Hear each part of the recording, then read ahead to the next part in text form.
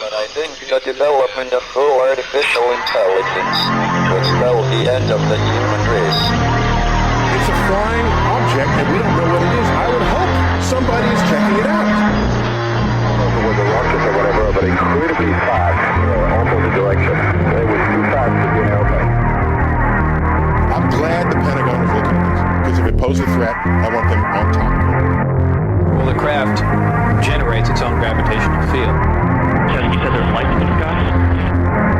The internet has become the command center for criminals and terrorists. 911, what's your emergency? I need help, please help!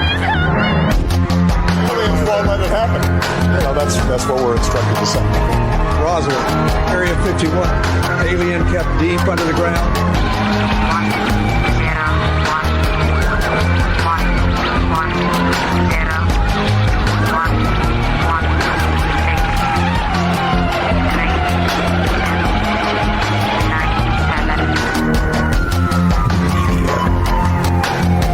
Doesn't have your best interest in mind. The government is self-serving. You're here for a reason. You're listening to Troubled Minds Radio.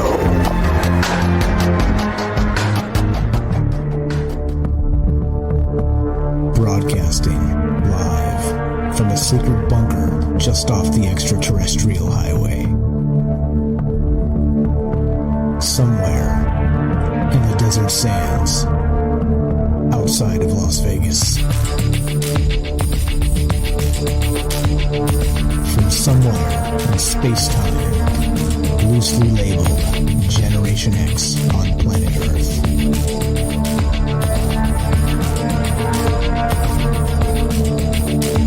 And asking questions of you in earnest into the digital darkness.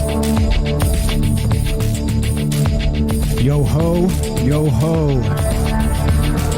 Welcome to Troubled Minds Radio. I'm your host, Michael Strange, and this is the show where we talk about all the things we're not allowed to talk about. You know what those things are? Aliens, conspiracy, the paranormal, the government, academia, the 24-hour news cycle, propaganda, and the general feeling that we live in the upside down. This show is live. We are broadcasting on the Fringe FM. We are streaming live on YouTube, Facebook, and DLive. We are taking your phone calls tonight. If you want to be part of the show at any point, give us a call at 702-957-1037. That's 702-957-1037. You can find the phone number and the Discord link at troubledminds.org. That's the official website. And everything that needs to be working on the website is working right there on top. You can get the phone number and the Discord right on top. You can't miss it.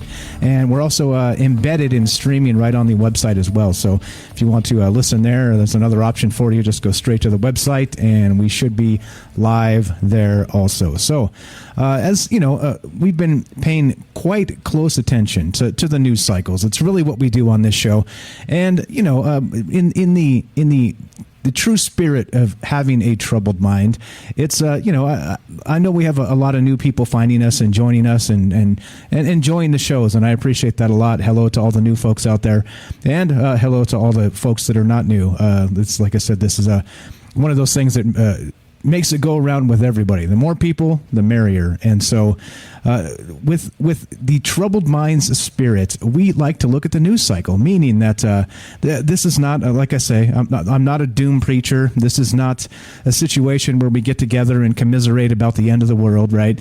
It has nothing to do with that. Having a troubled mind is basically just being a concerned citizen.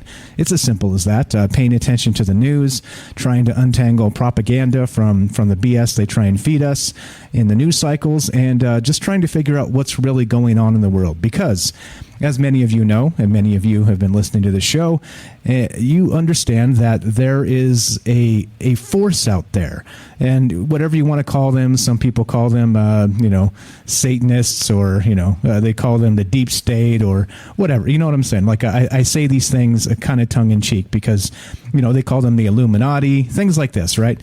Which is all fine and well. It's kind of based on, in my opinion, a, personal bias for some reason.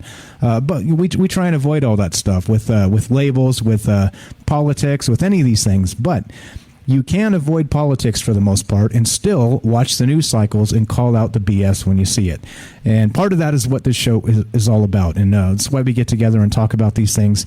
That's why we've always done it live. It's going on just past 3 years now for Troubled Minds.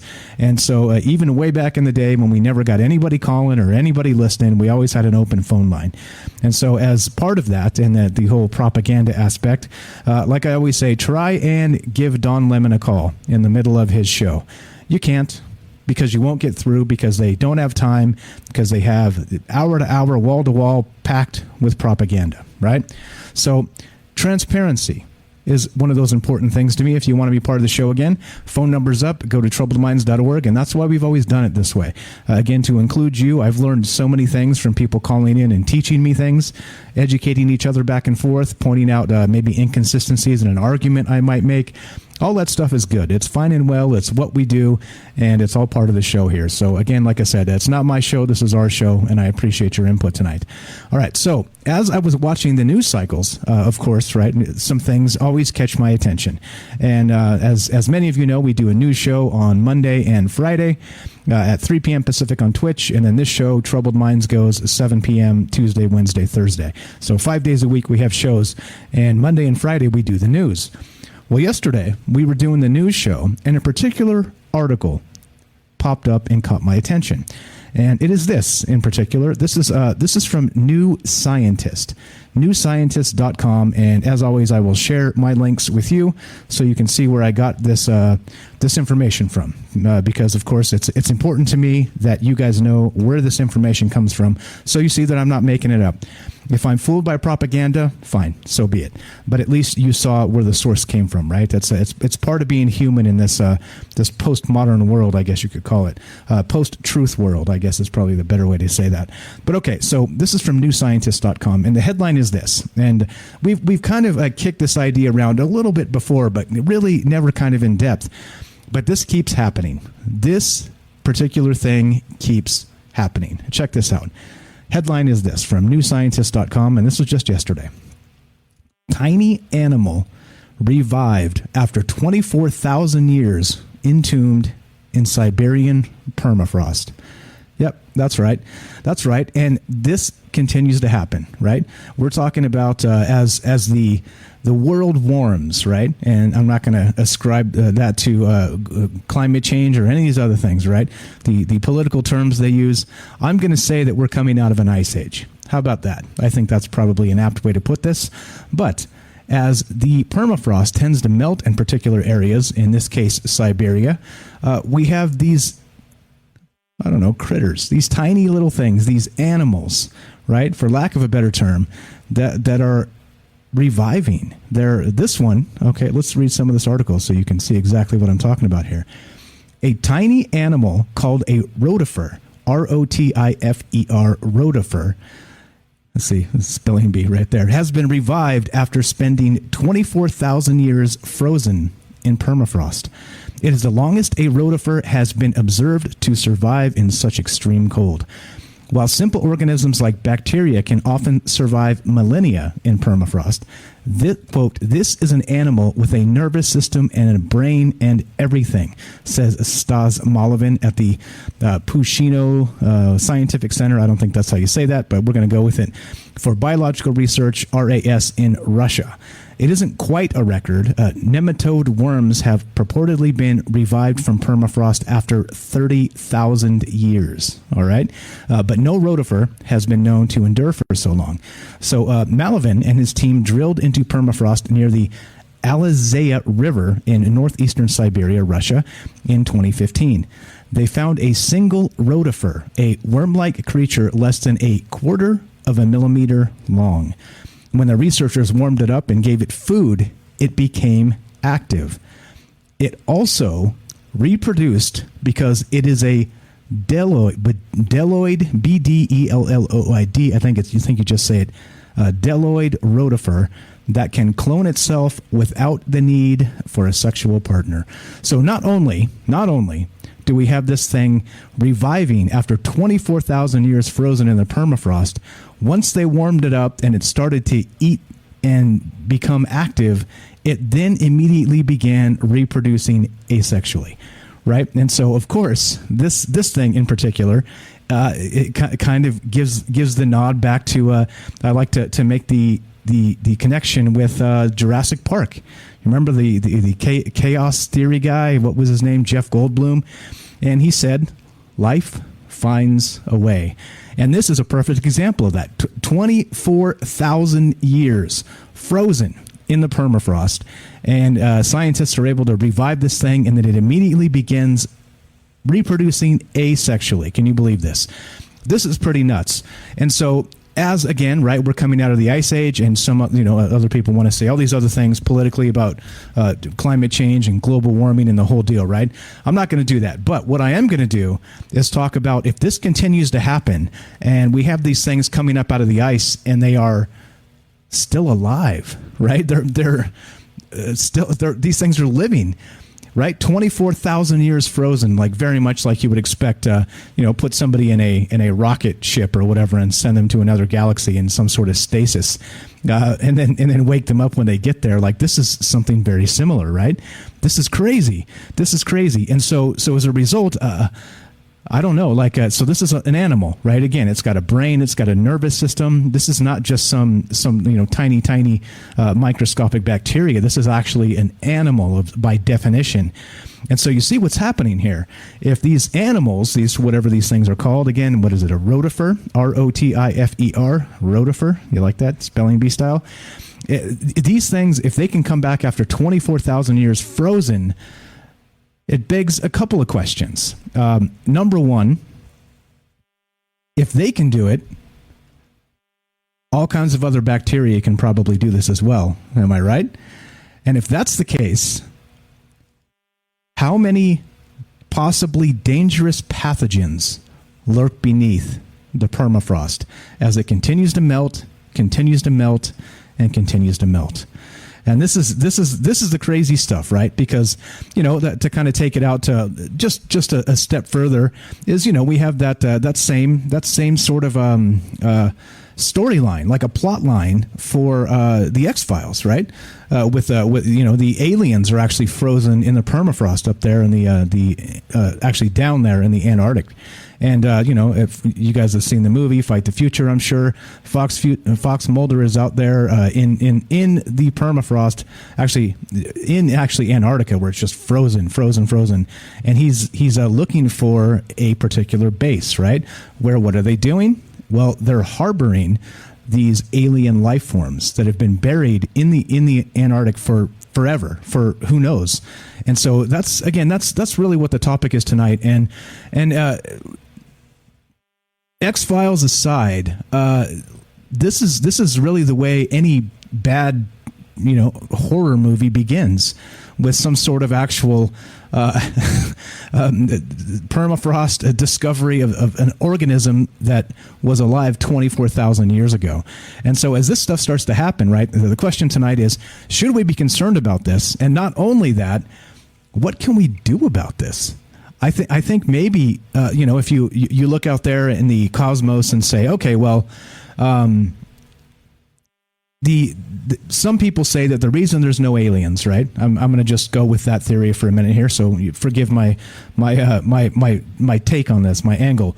But some people say that the Fermi paradox, right, is that, well, how come we don't see UFOs and aliens zipping all over the place, right? How come they haven't landed on the White House lawn? How come they're not in my backyard right now, right? Well, the Fermi paradox says that space is so huge, and we have this bizarre tendency as advanced civilizations to do ourselves in, right? With, for instance, with us, with like nuclear weapons, right? So if we're there on the brink of maybe something amazing for humanity, somehow, some way, we're going to derail it, right? And, you know, there's a lot of ways. There's a lot of ways we've talked about in the past, and very specifically, kind of in the vein of this right here, is that I was talking about in one of the shows several weeks back about bringing soil back from Mars to Earth, right? And so we talked about, you know, these level 4 labs, these containment centers where they're supposed to be able to keep, you know, like as such an alien pathogen, like a hypothetical alien pathogen from Mars. They're actually able to keep it safe. So if there's something in that could turn deadly and seriously like have a high rate of exposure, right? They should be able to contain these things. Except, well, we have very close in the last instance, right? The last year and a half or whatever this has been now, a perfect example of humans making mistakes in a level 4 lab, right? Whether this thing escaped the Wuhan lab at this point, whether it was engineered there, there's still some questions being asked about that. But you see what I'm saying here. If we continue flirting with things like, I don't know, bringing soil from other planets to Earth, or sometimes if you look at something like this, what can you do about it? It's almost like there's nothing you can do, because as the weather changes, as the climate actually changes, these are the types of things that become resurrected and back in the world. And so who knows, right? Like, clearly, this is a terrestrial organism. However, if we're talking about 24,000 years ago, a lot has changed since then, okay? And so if you're saying, well, this thing, you know, may be completely harmless or whatever else, what is next? What's just below the permafrost, below this guy that they found? So that's kind of the point here. Really what we're talking about, is it not an alien thing, right? Because it hasn't existed in the modern world. And so I think very much we're dealing with what you might consider, even though it's terrestrial in origin, I think you might be able to consider that this, because it's so far removed in time from where we are now, that it may as well be an alien pathogen. You see what I'm saying? So anyway, that's the story tonight. That's the question. Again, this animal revived after 24,000 years, entombed in Siberian permafrost, and of course, this is the interesting part. They found a single rotifer, a worm-like creature less than 1/4 millimeter long. When the researchers warmed it up and gave it food, it became active. All right, and then it also reproduced, because it is a deloid rotifer that can clone itself without the need for a sexual partner. Now, think about that. Think about that. We're talking about basically alien creatures here. They're saying that this particular rotifer is probably brand new to science. Again, because we're traveling back in time here, 24,000 years ago, and this thing just wakes up. And so, like I said, yeah. Yeah. If you guys have comments on this, as always, we're doing this live to include you if you want to be part of the show. Phone number tonight is 702-957-1037. That's 702-957-1037. And so those are some of the questions, right? Do you have any ideas if we can do anything about this, period? Literally be able to do anything about this at all. I think that's probably the one thing that kind of sticks in my craw a little bit about this whole thing, is that we may not be able to do a damn thing about this. But I'm not, again, I'm probably wrong most of the time. So I'm putting the question to you. Do you think there's any way, let's say that there's dangerous pathogens frozen in the permafrost from, I don't know, let's say 1 million years ago. Let's say 10 million years ago. And what happens when the melt becomes so much that these things start reviving and entering a modern world from basically back in time? And like I said, I think the only way to equate this would be to an alien pathogen of sorts, because it hasn't existed in the modern world.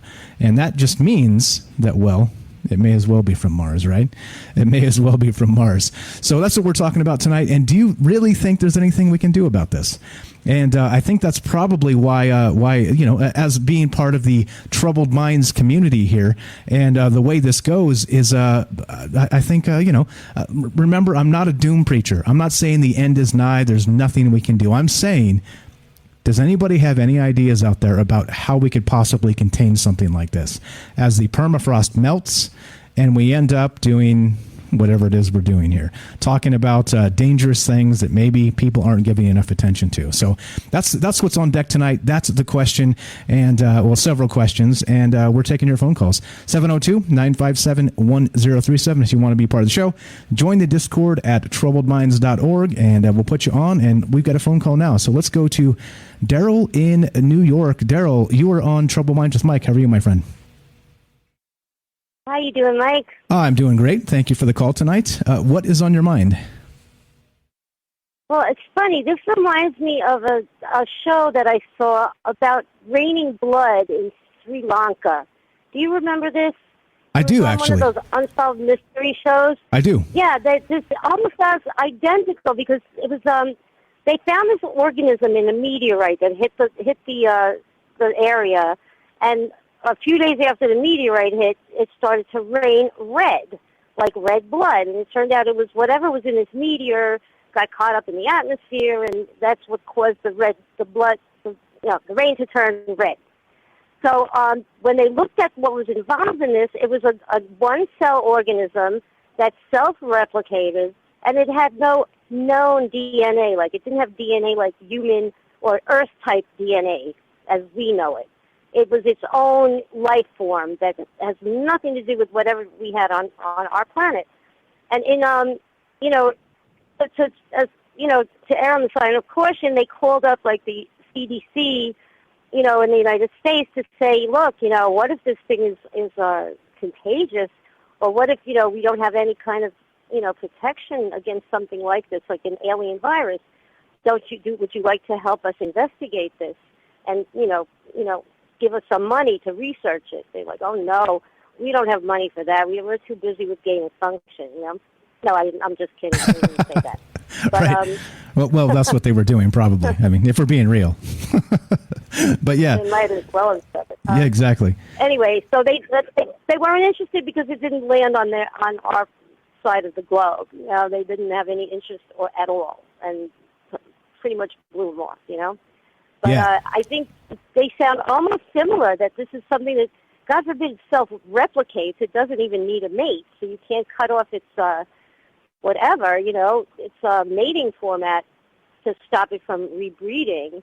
And what if it gets out of hand and, creates like a famine or a locust or a plague, a biblical type of plague? We'd have no protection over this. Exactly.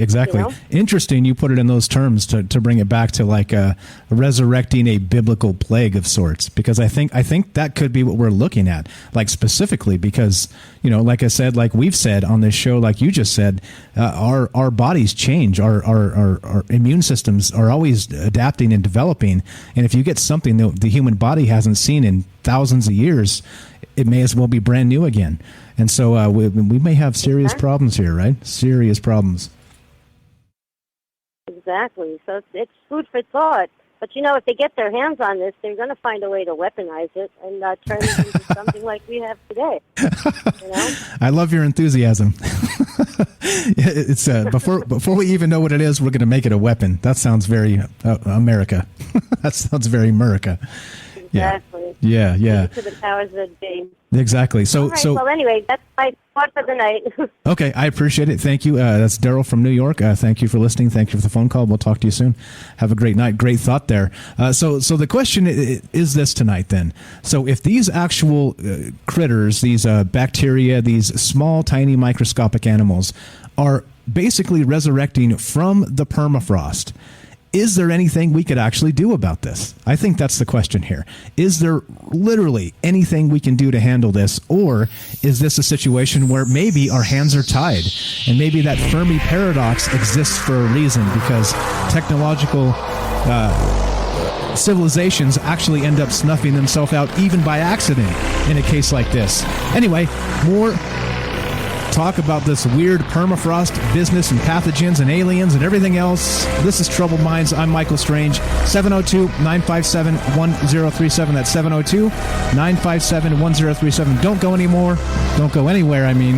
More after the break. Be right back.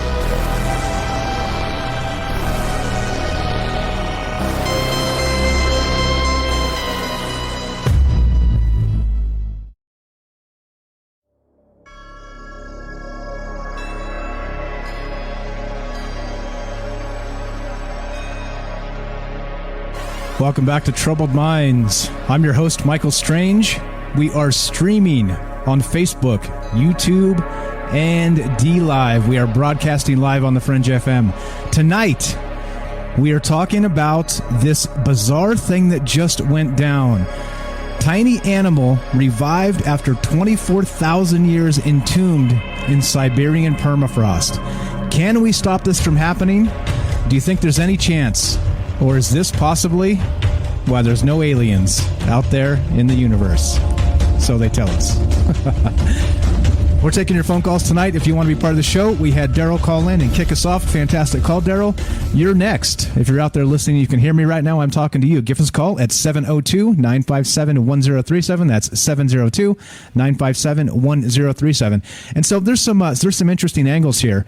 Just regarding these whatever these things are, right? This in particular is a rotifer that they dug out of the Siberian permafrost as it was 24,000 years old, as they've discovered, and did some radiocarbon testing on this thing, and it was, as far as they considered it was dead, but they tried to heat it up, to warm it up, to give it some food, and the thing became active. It woke up. So we talk about the water bears, like I talked about on our news show on Monday, is that the water bears get the tardigrades get the very like they're basically known as one of the most robust life forms out there. Okay, they say they can survive the vacuum of space, extreme heat, extreme cold, radiation, things like this, right? And so they're even on the moon, right? Remember that Bereshit lander from Israel that actually crashed on the moon? It had some water bears, or the tardigrades, actually on this thing because they wanted to test and see if they could survive on the moon. Well, one way to test is to just crash land into the moon and let them live up there, let them thrive, or whatever's going on up there. But so the tardigrades, the water bears, they get a ton of press for being so robust. Okay, we've talked about these things in that they can live for a very, very long time, and even without water, in some situations, they just kind of shrivel up and become in a dormant state, okay? And they just kind of wait until something happens. They get reintroduced to a water source, or conditions for life become hospitable to them again, and they just basically come back to life. And so that's the type of thing that if we see it in nature and it already exists in something like the water bears or the tardigrades, now we have this example, and this isn't the only one. There's actually other examples recently in the last several years here where this keeps happening. And that's what kind of piqued my interest here, is because this isn't the first time we've talked about this. This isn't the first time this has happened. This article is today. And so, or yesterday, actually, June 7th. And so as a result, if this continues to happen, and we go, as the permafrost freezes and gets lower and lower and lower, what do you think is down there? Right? I mean, we're talking about millions of years of who knows what the hell is down there. And so is that, to go a little biblical here, would that be the gate to hell as this permafrost melts and you have these critters, these possibly dangerous pathogens that could resurrect themselves with the snap of a finger? And so not only that, right, in this case, you're like, okay, well, it was only one of them, right? There's no big deal. It's one. They can't, it's not a virus. It doesn't, it's not a viral thing. It's not going to attach to a human host and then reproduce and all that other stuff, right? But this one, it basically, once it warmed up and started moving, it reproduced asexually. This thing actually cloned itself. And so just like that, right, you snap your fingers, and by accident, let's say they miss this thing, maybe they wake up some brand new, or because brand new is because old, right, because so old, brand new life form, organism, something that can just snap your fingers, and, as it warms up and eats and becomes comfortable and starts reproducing, and then they start reproducing, and you know how it goes, right? Everybody knows how the bunnies work. And so I don't know, this is a little bit crazy to me. But so the question is this: do you guys think there's anything we can even do about this? And I think, you know, kind of like it strikes me as that whole Fermi paradox thing, meaning that they say that advanced technological civilizations end up destroying themselves, and that's why they're not aliens zipping all over the galaxy, because they've at some point or other something has gone catastrophically wrong. And so whether that's, you know, something like nuclear war or something like this, let's say they dug up a ancient parasite of sorts, or ancient pathogen, or something that actually just changed the entire scope of the way the civilization worked. That's scary stuff. And like I said, I don't even know if there's something we could do about it. I think that's the problem here. And so maybe it's like kind of like. With the same thing in mind of like the speed of light. There's like a universal speed limit. The speed of light in a vacuum, right? Energy and mass, and as you go faster, your mass becomes larger, and so at some point it just becomes not feasible for organic things to travel that fast. Maybe something like this, right? These things that they're living or in suspended animation in the permafrost. Maybe it's a similar thing, that maybe like a universal law or a rule that basically on planets like Earth, or wherever else there might be life, that there's this cycle of things that happen where maybe you end up with situations like this where these dangerous pathogens do resurface. Even though this may have been a long ass time ago, we're talking about specifically, if it happens now, I think we all have a good idea of what happens in a pandemic, if you know what I'm saying. But I think in this situation, it may be I don't know, a little bit terrifying, right? I think that's really the point here and the question. But so then as I'm thinking about it, right, I was thinking about it tonight before we started doing this, and I just can't conceive of a single way we could even stop this. Like I can't, again, I'm not the smartest dude out there, but what I'm saying is maybe you guys are. Maybe somebody out there has an idea how we may be able to stop this.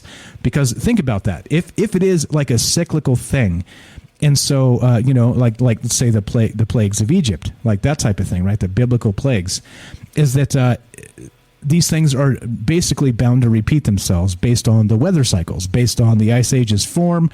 Everything's covered in ice. The pathogens lie dormant for tens of thousands of years, and then they start when everything starts to melt and they come back.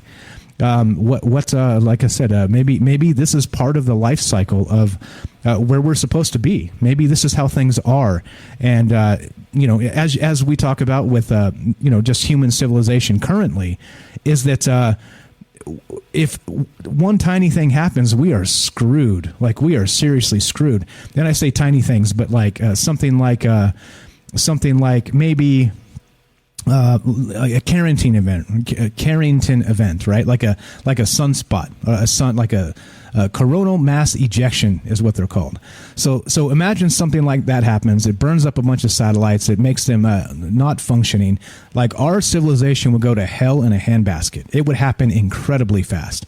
And so people, right, everybody out there in many of the first world places, first world countries in the world are dependent on GPS, on these GPS satellites, right? Dependent on everything, like on the banks working on. And so if you do anything and you end up,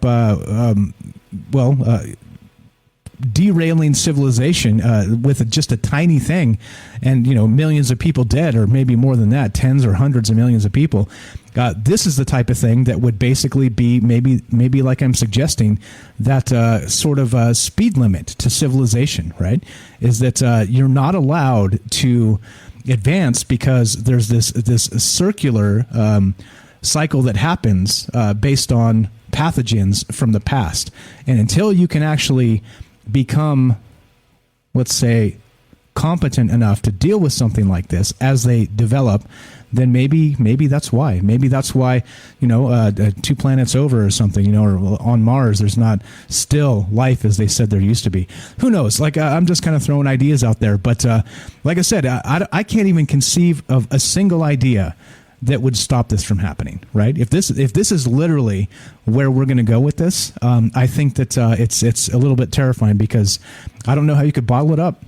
We're talking about level 4 labs and stuff like that with the whole Wuhan thing, and that got out of there, right? So again, was it released? Wink, wink, right? Was it intentional? I don't know. But it's almost assuredly came from that lab. Well, again, that's what the propaganda is saying now. They couldn't say it last year. They're saying it this year. So I don't know. But you get these types of things, and I just don't really understand. I don't get it. But that's why I have you. If you guys have comments, questions, you want to talk about this further in depth, maybe we're going to talk about the asexual reproduction here in just a little bit. But if you want to be part of the show, give us a call at 702-957-1037. That's 702-957-1037. And here's the paper, actually. So there's an actual scientific paper from Cell.com that this is where the information came from. Okay, so as you know, when this stuff hits and they start talking about this stuff, there's it usually comes from some scientific paper, right? So that the press will kind of grab hold of this and run with it and do their thing, right? They're going to clickbait the hell out of it, because that's what they do. And so, for instance, this is what kind of started this whole thing, was this particular paper. I've linked it in all the chats, and you guys can check it out. But I just want to read this top part to you, because it's fascinating. This is exactly what they're talking about. And let's see, let's get that off the screen. Specifically, why this news story happened now. Okay, so here we go. The summary of this paper, again, like I said, this is from Cell.com, and this is where this whole thing started and how this got in the news cycle. So in natural permanently frozen habitats, some organisms may be preserved for hundreds to tens of thousands of years. For example, stems of Antarctic moss were successfully regrown from over millennium-old sample covered by ice for about 400 years. Likewise, whole campion plants, Campion, were regenerated from seed tissue preserved in relict 32,000-year-old permafrost, and nematodes were revived from the permafrost of 2 localities in northeastern Siberia, with source sediments dated over 30,000 years old. These bdelloid rotifers, microscopic multicellular animals, are known for their ability to survive extremely low temperatures. Previous reports suggest survival after 6 to 10 years when frozen between negative 20 degrees to 0 degrees Celsius. So here in this report, we have the survival of an obligate parthenogenic bdelloid rotifer recovered from northeastern Siberian permafrost, radiocarbon dated to 24,000 years ago. This constitutes the longest reported case of rotifer survival in a frozen state. We confirmed the finding by identifying rotifer actin gene sequences in a metagenome obtained from the same sample. By morphological and molecular markers, the discovered rotifer belongs to the genus Adineta, Adineta, and aligns with a contemporary Adineta vega, isolate collected in Belgium. So experiments demonstrated that the ancient rotifer withstands slow cooling and freezing for at least 7 days. We also show that a clonal culture can continuously reproduce in the laboratory by parthenogenesis. Now, again, right? This is about as much as you want to read of a scientific paper ever, because they start throwing in some doozies of some words. I struggled a little bit there, but as you can see, though, like this happened, and they talk about this happening back in 2015. But just now, this information is hitting the news cycles and the light of day, because the paper has come out and they've done all the actual science on this. And but yeah, so again, it kind of begs the question, right? So if we have these actual pathogens that could in this case it's not a pathogen, it's an animal, but if we have this happening and there's a situation where these things can actually reproduce asexually like this one did, which is again like back to Jurassic Park, right? Was it Malcolm? Ian Malcolm, I believe, was the character's name. Jeff Goldblum. Life finds a way, right? And so I think this is part of the weirdness of just the world we live in. And let's see, hold on. There's let's see. Of course, a bunch of articles are suggesting climate change risk and all the rest of these things. I'm not going to get into the rest of that, but let's see. I'm going to pull this up, and what are we talking about? Let's talk about, where is it? Do I not have it? Yeah, let's go with this one here. Let's go with this one. So I pulled up a couple articles actually just looking at this asexual reproduction thing, because there are instances, of course, very much like the plot of that Jurassic Park, right? The original Jurassic Park, where so not only did the dinosaurs escape from the park itself, right?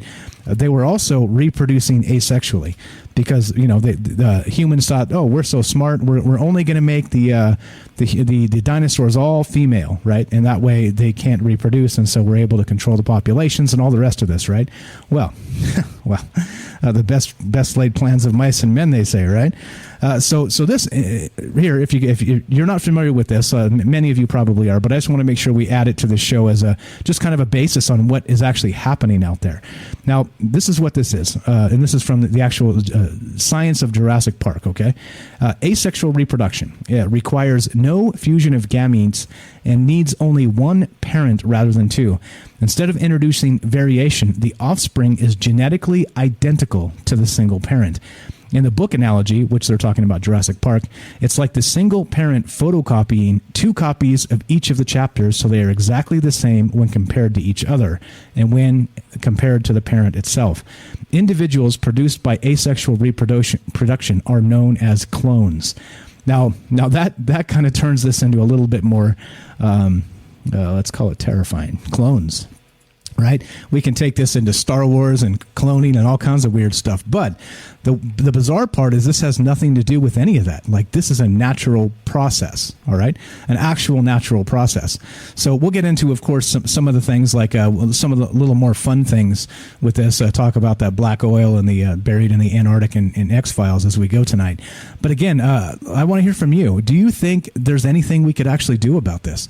And as I'm suggesting here, do you think that maybe this is sort of a planetary speed limit to civilization, to progress, to actual technological advancement, that there's this maybe cyclical process that happens where these pathogens or entities or animals or whatever you want to call them from the distant past end up being resurrected in the modern world. And of course, as a result, like I said, we saw in the past year and a half the pandemic, or whatever you want to call it. We see how people react to this type of thing. Can you imagine if it was 10 times worse, right? If it was 100 times worse, like, who knows? Like, this could be really, really, really bad. So anyway, this is, let's see, did I link that? I did link that. Okay. So in any case, that's what we're talking about. And here's another one. So this is from animalogic.ca. And this is 6 surprising animals that can change sex, right? Of course, because they have to, be able to adapt to the natural world. And if they cannot clearly find mates, then you have to be able to reproduce somehow, right? And so this is an interesting thing that again, it's not even like you would expect it to be. It's not even do this in a laboratory or anything. This actually happens in nature. Pretty crazy stuff. So here we go. This is let me just burn through this real fast. Still taking your phone calls tonight. If you have comments on this, what do you think? The main question in my mind about this is it seems like this is inevitable. That's the statement. But meaning, is there anything we can do about this? Is there anything at all we can do about this? Because this, like I said, coming out of an ice age, it seems like, you can't just like bottle up the Siberian permafrost. It's out there and it's going to do its thing and it's going to melt, right? Literally coming out of every single ice age. So it kind of makes you wonder is if maybe there was maybe an advanced civilization like some people have suggested with maybe Lemuria or Atlantis or places like this, like ancient, like millions of years ago type thing, that were somehow maybe wiped out possibly, I'm speculating, of course, and making a huge claim here, but maybe wiped out by something like these pathogens that are cyclical every, several tens of thousands of years or even millions of years. Who knows? But I hate to say that's our fate here, but interesting stuff. So here we go. This is I'm going to burn through this real fast. Still taking your phone calls tonight. 702-957-1037. Click the Discord link. troubledminds.org is the official website. And let's see. Here we go. Let's go to this article real quick and talk about this. So 6 surprising animals that can change sex, right? Fish, they say, fish. Of all the sex changers in the animal kingdom, fish are the most well-known. For clownfish, it's very much a man's world because all clownfish are, in fact, born male. The most dominant male of the group will become female. There will only be one female per clownfish group. If she dies, then it's normally down to the largest male to change sex and take her place. And so you see, right? It's very similar here, is that nature finds a way to adapt, even though male and female and these things for reproduction, they end up being, let's say, what would you say? Fungible, maybe. I don't know. Interchangeable. Okay, so here we go. Fish, right? Fish, no problem. Corals. I didn't know this. Did you know this? To jump to something a little more obscure, in 2008, it was discovered that mushroom corals can also change sex in both directions. In comparison to fish, very little is known about the sex lives of corals, although it seems quite common for polyps to bud off from the parent in a form of clonal reproduction. Whether this ability to change sex will be discovered in other coral species remains to be seen. And of course, right, I see somebody in the chat there in the Fringe Discord putting Alex Jones with the frogs, the frog memes. Yeah, I think we'll get to frogs in a sec. But anyway, so more animals that can actually change sex here. Number 4, slugs. All right. Again, I didn't know this. Did you know this? I knew about the frogs, right? And I think that's part of the basis of the Jurassic Park, the book, right, by Michael Crichton, and the movie that. They replaced some of the DNA for the dinosaurs with frog DNA. And so as a result, some of these frogs were able to change sex based on whatever they needed to happen, right, to reproduce. And so that frog DNA that was built into the dinosaurs, Jurassic Park clearly is this fiction, but it allowed the dinosaurs, even though they were all female, to reproduce somehow. So here we go. Number 4 is slugs on this list. Amongst animals with a weird sex life, slugs are surely right up there at the top of the list. For slugs, it seems choosing one sex isn't just enough. Slugs are hermaphrodites, having both female and male reproductive organs, which they use to mate simultaneously. Unfortunately, things get even weirder with a group called the banana slugs. These slimy critters engage in apophallation, which is the scientific term for biting off the partner's penis. Yep, I said it. Apophallation, which is the scientific term, it bears repeating, for biting off the partner's penis. Some scientists have hypothesized that preventing the partner mating as a male again might be a selective advantage. Other than that, it's just weird. It's just weird. Here we go, frogs. Back to the Alex Jones frog meme. We'll get to this, actually. We'll finish this up in a sec as we go. So tonight we're talking about this article, right? This came out, again, New Scientist reported this yesterday. This tiny animal revived after 24,000 years entombed in Siberian permafrost. And so my question tonight is not just this in particular, because it continues to happen, but is there anything you think we could do as a human species to stop these things from occurring? Because I think it's only a matter of time. As Fauci and these guys have said that they fully expect pandemics to happen. It's just part of being in the world. But my speculation at this point is, do you think that this is sort of a limiting factor to technological civilizations, and it's sort of a cyclical thing that stops us from reaching a certain point? That's the question tonight. That's what we're talking about. And of course, we are taking your phone calls. If you want to be part of the show tonight, give us a call at 702-957-1037. That's 702-957-1037. This is Troubled Minds. I'm Michael Strange. More of this conversation after the break.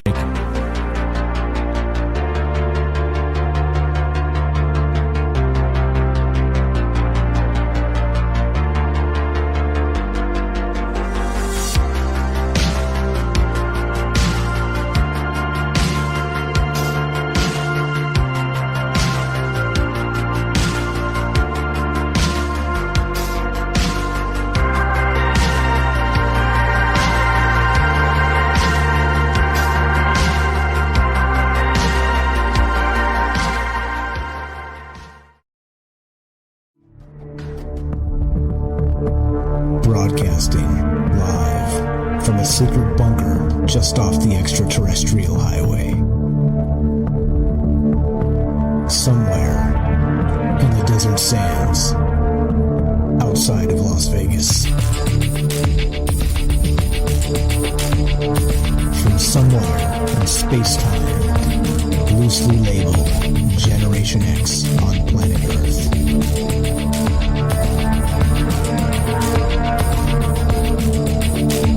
And asking questions of you in earnest into the digital darkness.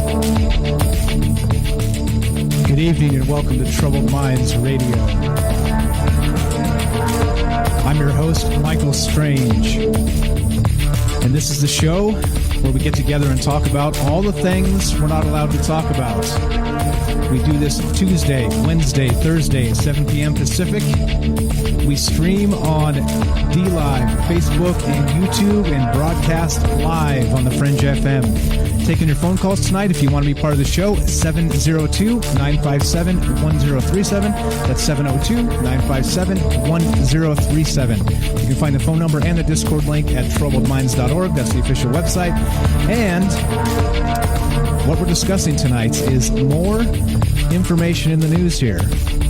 An article by New Scientist says a tiny animal was revived after 24,000 years, entombed in the Siberian permafrost. 24,000 years. And it got me thinking, is this part of the natural life cycle on Earth? Meaning that just like there's a universal speed limit of sorts, is there an actual, maybe a limiter? Maybe a cyclical limiter, a biological limiter that keeps advanced civilizations from reaching the point where they're long-term and sustainable. And again, so the question for me is that can we do anything about this? And if we can't, clearly, I think this may fit my theory there, is that there's some sort of actual, like a biological limit based on just the time frames of pathogens that have maybe been buried in the permafrost, maybe pathogens that are yet to be rediscovered from a million years ago type of thing. Like Kelly said in the chat there, I was reading the chat during the break, and Kelly said that, that's just the Siberian permafrost. Wait till Antarctica starts melting and some of the things down there start to get out. So who knows? I mean, if that's like, we're talking millions and millions of years ago, like we're, 24,000 years, this thing coming back to life is nothing, like literally nothing. So I think that's what we're doing tonight. We're talking about that, discussing whether there's anything we could even do about this. I think that's the question that probably bothers me the most about all this, is I'm not sure we can. I just don't think that, given the technology we have and just, so many people on the earth, that if something like just horrific gets out, let's call it an alien pandemic of sorts.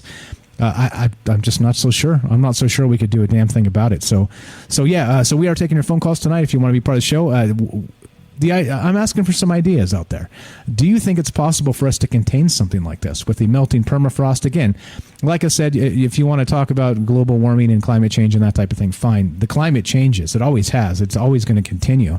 And so when it goes in these cycles, these pathogens or whatever these creatures are, they seem to resurrect. They seem to come back into the modern day life, for good.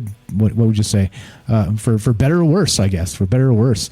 Now we got Rohan on the horn here. Are you there, buddy? Rohan, test 1 2. Yeah. How you doing, just buddy? Unmuted. What's up, my man? Welcome to the show. How are you tonight? I'm not too bad. How are you? Okay. So I'm enjoying the show. So come on. Thank you. This is there's a lot here, right? What do you think about this permafrost stuff? Do you think that literally there's any way around this? I mean, to me, it seems inevitable. Am I wrong there? Wow. Back me off the cliff. Wow. Help me out. No, I'm with you, but not. I am and I'm not. I see what you're saying. But at the same time, I'm with that, like, okay, I trust life in the universe. Do you know what I'm saying? And I often think it's the meddling that we do that screws things up. Do you know what I'm saying? Because nature seems to, like we said before, life finds a way. Yeah, and life wants to get more complex and interconnected. You know what I mean? It's a creational universe. So, do you know what I mean? I don't think we need to worry. We would have been wiped out already, wouldn't we? Do you know what I'm saying?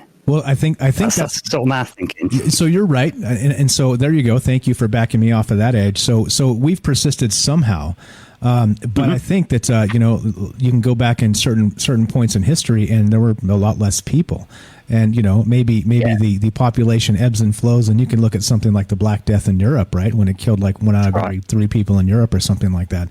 But there are things like that. Yeah, but sorry, go ahead. I was just going to say, yeah, and they talk, at least in Britain, they talk it was the fire of London that kind of burnt it, separated things a bit. Do you know what I mean? To sort of slow it down, but obviously that's all debatable. Yeah. But, I think this idea it's been explored before though. So this triggered me. I got triggered, Mike. But it triggered me in a good way. There was an old black and white film I saw as a kid, and I've been trying to look it up for the whole show, and I can't find it. And basically, they found it's old black and white film. They found an ancient humanoid species they didn't know. Somebody cuts the finger, blood gets on the bone, the flesh starts regrowing, and this thing's like some really hard to kill Neanderthal. Do you know what I mean? Yeah. So on them roads, and I'm thinking, hang on, we had that. Didn't you have that? Let's reanimate them old soldiers, and then we got talk of these giants in Afghanistan that seem to be able to regenerate, whatever. And it's like, then it brings me into that. What is in Antarctica? Could it be the old ones? There's ancient titans in there. The Stargate is buried in Antarctica that actually will bring in Cthulhu. Yeah, I mean, like, who knows? Like literally, who knows? I mean, Earth is so old, and it's still even young by universal standards. It's still like again, I think partially it's fun to kind of go out there on the limb and think about that stuff. But then it's also, it's like I'm saying with this, I like how you said it. Life finds a way. All right. So you could even say that, in a negative aspect like this, like the life finds a way, and it might be the pathogens. It might be the asexual reproduction. It might be these things kind of recreating themselves, a resurrection of sorts after, let's say, 1 million years or something. Right. But then also, I think you're right. So not just that, I think in the same span, I think that, the human beings are in some capacity maybe more robust than we give us credit for. And so thank you for walking me back off that cliff. I appreciate that. Yeah, and you've kind of already had practical experience of this with the Wim Hof stuff. So you know about sort of these hidden things. And I was just talking in Discord with someone about that sense where people are staring at you. And that's a known thing, galvanic skin response. So we have got stuff going on. Yeah, they must have been pretty rugged people built America, didn't they? They were a lot tougher than we are these days. I think that's easy to say, though. Yeah, definitely. So I get what you're saying with that, because I don't know if you're familiar with once the Earth at one time the Earth got a runaway snowball effect where the whole planet was covered in ice, and it basically created greenhouse gases, and then the volcanoes melted it off. But during that time, the ocean life, they were doing great. Because some of this ice was like glass, so light was still getting through, so they were loving it, but they had no predators. And I see what you're saying there. If you get one of those things, like in the film Life from 2017 with Ryan Reynolds, they find a sample, a probe that's come back from Mars. The ISS goes and checks it out, and this thing's so OP, it's responsible for why there's no life on Mars. It's such an overpowered thing. Its whole body grows rapidly, it learns rapidly, its whole body is a muscle and a brain. So they just don't know how to deal with it.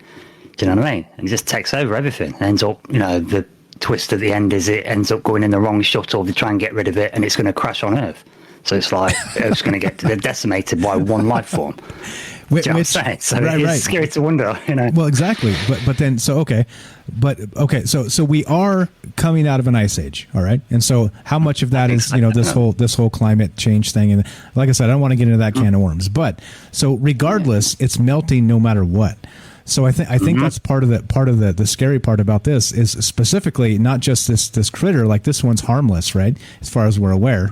But then what about the ones that are not? And kind of that back to that whole, X-Files, black oil, the alien pathogens, this type of thing. And like I said, it doesn't even have to be alien at some point, because if it's literally been gone from the face of the earth for 1 million years and comes back, it may as well be alien, right? I think it may as well be for sure. Exactly. And we were, I like the point that Darryl made straight away, because that's military thinking. Let's weaponize it. Because that's the first thing you think from a defense perspective, isn't it? What can you do to hurt people with it so we can defend against it? But then that takes me to Prometheus, man. And I'm like, what if you find one of them down there? some old canister. Oh, look, it's a Baghdad battery. Crack that baby open. And, and the gin from the days of old, you can't let the genie out of the bottle because you can never put it back. That's right. You're done. You're done. Yeah, maybe. And so I don't know. Like, I've talked about in the past on a show actually bringing a pathogen from Mars accidentally, right? Because we clearly won't know what it is until it gets here. Because we're going to have like a robot scoop it up and then have some kind of plan to bring the thing back. But then once it gets here, you really don't know what's in it until you take it into a laboratory and put it under the microscopes and do all the the radiocarbon and all the stuff on it, right? So I think exactly, yeah. But so with that said, it's the same sort of situation with like Wuhan, right? It's the same thing. So like we're talking about a level 4, that. Right. Go ahead. Yeah, no, I was just thinking that same thing. I was like, well, how? I don't know. You don't need to answer this, but how far do you trust NASA to get things right? How far do you trust them to have stringent protocols and do things just right for our best interest? How far do you trust, like say, a bio for weapons lab? I mean, what comes out of weapons labs? Do you know what I'm saying? Yeah, well, exactly. And where'd they get it from? How are they weaponizing it? What are they doing to it? Like there's a lot there. There's a lot that's clearly happening too. Like they're doing these things. This is not. And these are not accidents.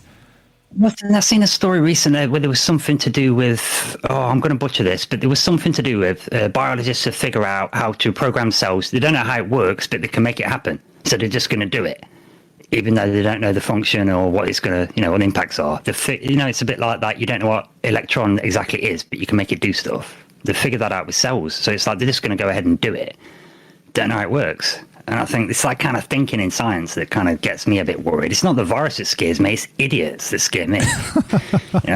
Well, like the old A bomb, the atom bomb, it could create a cascade, it could burn the atmosphere, it might create a chain reaction and turn the Earth into a black hole. Screw it, press it, Right. Yeah. Well, exactly. Like the CERN and that whole thing. Like, and I think didn't China just create their own artificial sun or something like this too?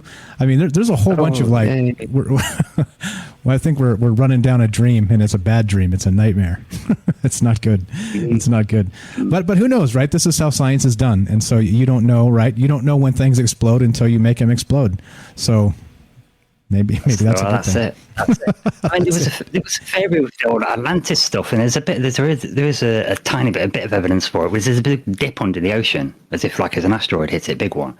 But I've seen where the remote viewers tried to remote view Atlantis back in the day, and they said, what happened to it was they blew it up, but accidentally. But I don't know, it's remote viewing into it, but it's Foresight Institute. They're pretty good, and they said basically they tried to tried to drill to the Earth's core to use it as like a thermo generator.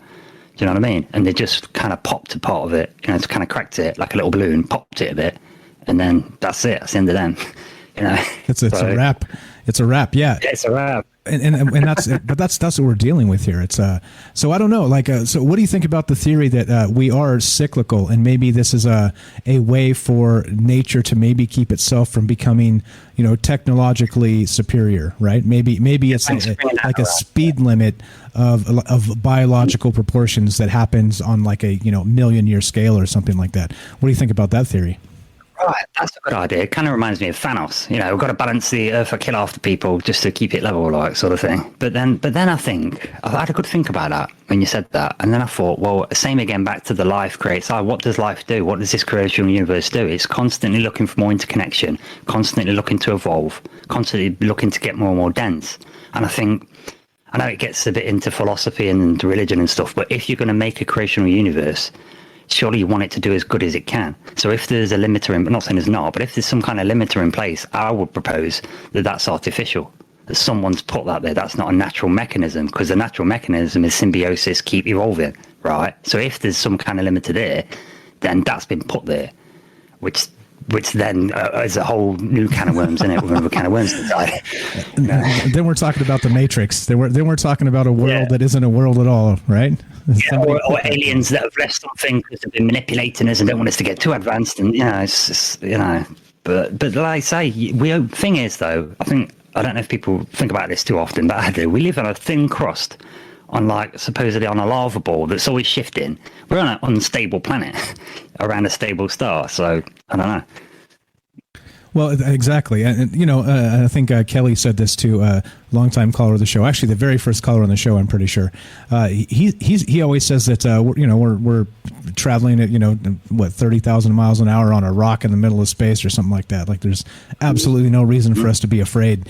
And I agree. I'm not, again, like I said, I'm not a fear monger here. I'm just trying to maybe think of a way. Like maybe there's a proactive way here that this can be stopped, right?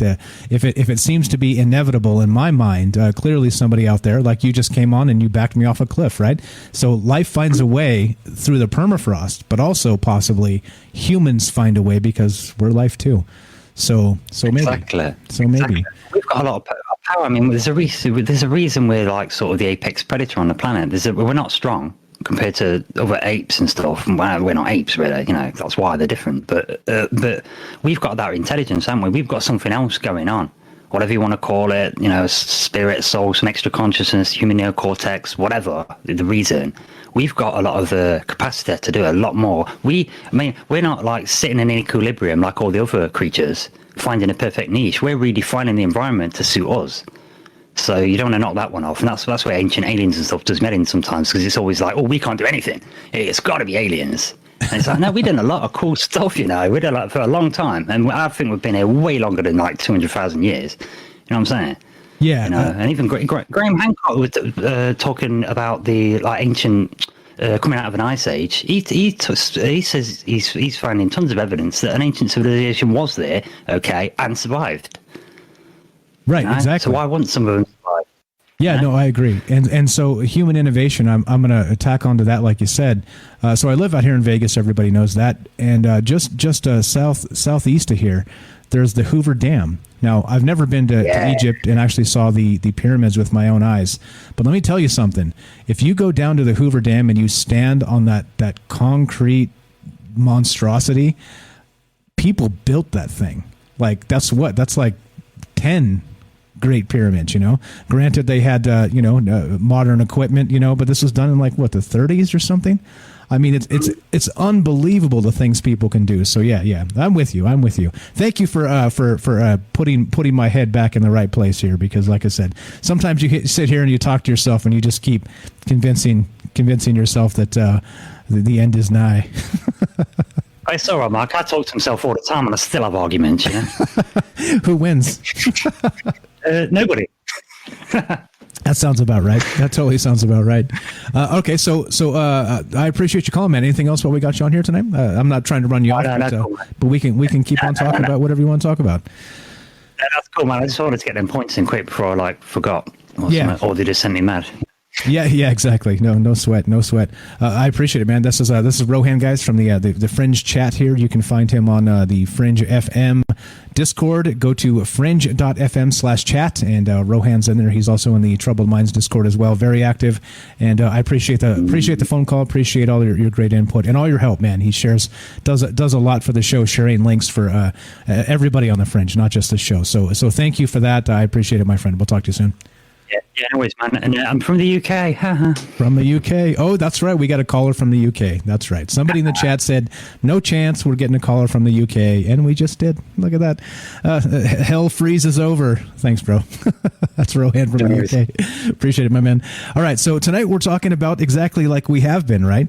This animal revived after 24,000 years entombed in the Siberian permafrost.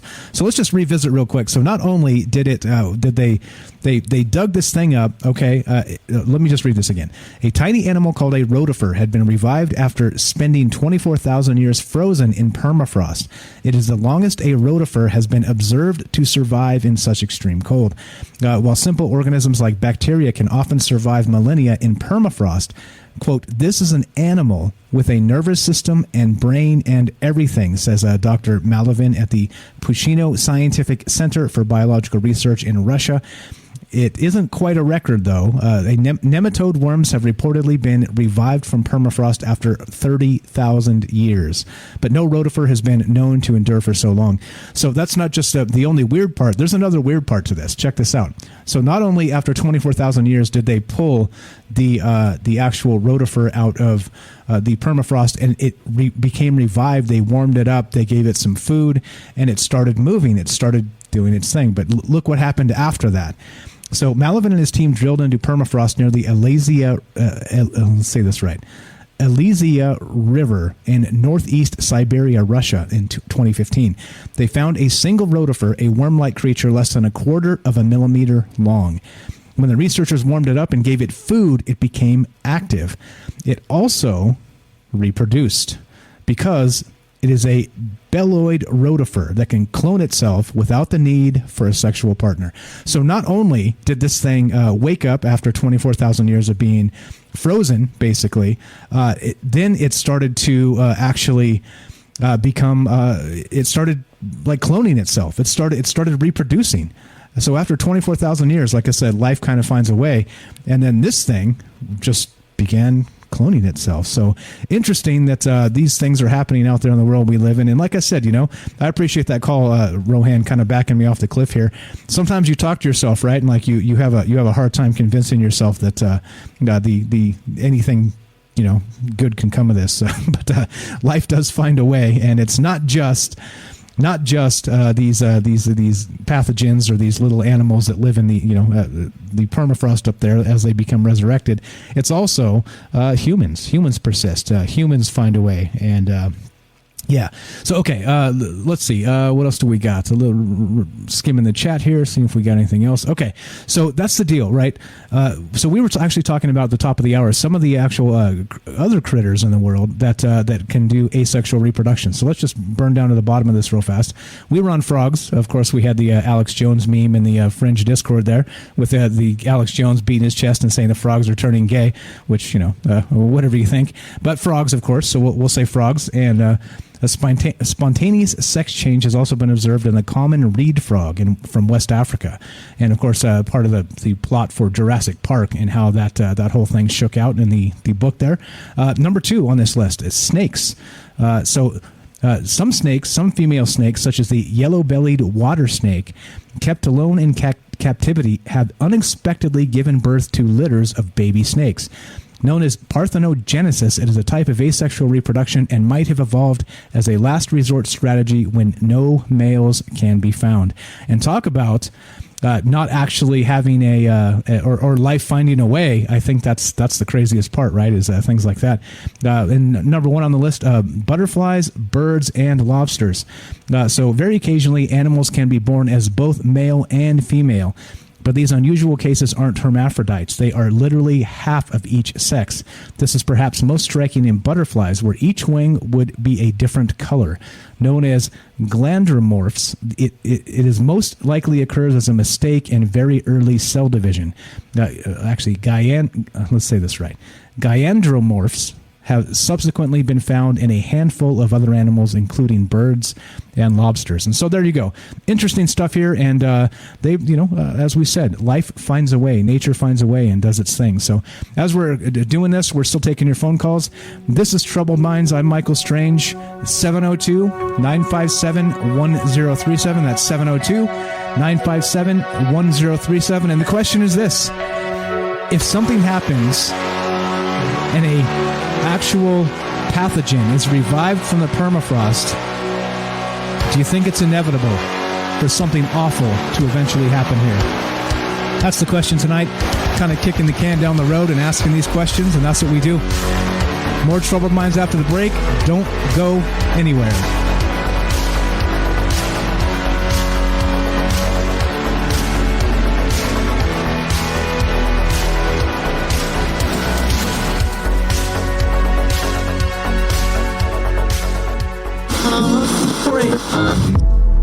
The truth is out there, and so are we. KTLK, Digital Broadcasting, The Fringe FM.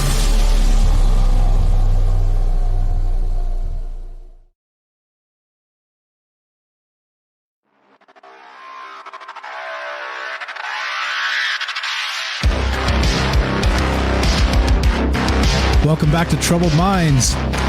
I'm your host, Michael Strange. We are streaming on Facebook, DLive, and YouTube. We are broadcasting live on the Fringe FM. Tonight, we are talking about This tiny animal revived after 24,000 years entombed in Siberian permafrost. And of course, if there's one thing, there's another thing, and there's going to be more of these as we come out of this ice age. Again, like I said, global warming, climate change, whatever. The climate always changes. It has always changed. So is this, the question I posed, do you think this is some sort of biological limiter that kind of keeps maybe technological progress at bay? Kind of like I said, I was equating this to maybe the speed of light in the vacuum, right? To where it's a universal speed limit for particular reasons. But I think that this could be maybe a similar sort of thing to kind of stop not just faster than light travel or breaking the laws of physics, but maybe it's kind of built into the cyclical systems of the Earth to actually stop us from becoming super technologically advanced, because of course you'd have to really be super advanced to avoid something like this as it happens. So there you go. We're taking your phone calls tonight, and one more segment on Fringe, which is about 25 minutes or so. So if you want to be part of the show, 702-957-1037. That's 702-957-1037. Let's go to Matt in California. What's up, my friend? You're on Troubled Minds with Mike. How are you? Good. How you doing, Mike? Doing very well. Hey, interesting topic tonight. So I just want to talk about the X-Files, because you said you were talking about the movie, but there's actually an episode of the X-Files. It's like the 6th episode of the X-Files, and it's where Mulder and Scully go to this lab in the snow. I don't know where it is, in Antarctica or somewhere, Alaska, in the snow, and everyone's already dead. And they find, it's exactly what you're talking about. It's like they found a worm in the permafrost, and it's like a parasite that attacks people and makes you, I guess it like turns you evil. Like it like uses you as a host. And Mulder and Scully had to figure out how to beat it, and they do, of course. But that's the X-Files episode. Nice. Is it? So if you've never seen that one, go back and look at it. Yeah, was that season 1? Do you recall? I'm not 100%. Yeah, I believe it was like right in the beginning of. It was one of the first episodes of the X-Files. Okay. Because some of those, I love the X-Files, but some of those shows actually like scared me. Like it was actually like a scary episode, because it could really happen. I don't know about being like a parasite or anything, but it's what you're talking about. How they found something in the snow and the ice that was, it got melted and it was alive, came back alive. Yeah, anything like this, if we always jump to the bad conclusions, but we're not prepared if it is something that is harmful. Yeah, well, I think that's obviously clear just based on the past year, right? I mean, it's something, I don't want to downplay people dying, but talking of pandemics, they could be much, much worse. Like I said, look at the Black Death in Europe. I mean, clearly a different time and a different age and all that, but I mean, these things could be actually horrific. And so I guess the good news is that even without vaccines and modern science and all the rest of that, humanity found a way through that. So maybe that our strength lies in numbers, and I mean dead soldiers. Hate to be morbid, but maybe that's it. We can win with numbers here. I don't know. Go ahead. Sorry. I don't like to be all doomsday, but I mean, like I said, we weren't prepared if it's something bad, but maybe it could be something good. You never know. So I just want to throw out that X-Files episode, because if you've seen it, it's exactly what we're talking about tonight. It's like a worm in the snow, and it breaks loose. And Mulder and Scully beat it. So yeah, of course. Do you know what they did? Right. Do you know how that concluded? Can you spoiler alert us? How did that happen? Maybe there's a clue for us. That's all right. If you don't know, that's cool. They cut it out. It's like crawling in your skin, and they like cut it. Oh, they isolated themselves because whatever the pathogen, the parasite was, it made you violent. Like not a zombie, but like made you like violent and like lash out to people. And so they were killing the other people there, but they isolated themselves. They like hid away because you can't trust. You don't know they didn't know who was infected and who wasn't. There's no way to tell. And they isolated themselves, and I think they end up cutting it out of people, like with a knife, like sedating them and holding them down and cutting the worm out, and then like stepping on the worm and killing it. And that's how they beat it. And then they end up like somehow getting a signal out, and they come and save them. Nice. The good old fashioned knife. Sometimes old technology works, man. Matt, I appreciate the call, my friend. I just wanted to put that out there. I appreciate it. Anything else while we got you on the phone? No, just thank you for that. I just want to talk about the X-Files. Right on, bro. Have a good night. Right on, bro. You too. Thanks for the phone call. That's Matt from California. If you guys want to be part of the show, we're taking your phone calls tonight. 702-957-1037. That's 702-957-1037. And we're talking about this permafrost stuff. And it happens, it hits a news cycle from time to time. Again, this is from New Scientist. And, the tiny animal revived after 24,000 years, entombed in Siberian permafrost. And just like Matt said, right, the X-Files episode, this became a problem, right? This became a problem. And of course, I asked how they defeated it because, well, maybe now I need to carry a knife around with me because you never know. You never know. We're going to have to cut a parasitic resurrected worm from tens of thousands of years ago out of your friend. You know what I'm saying?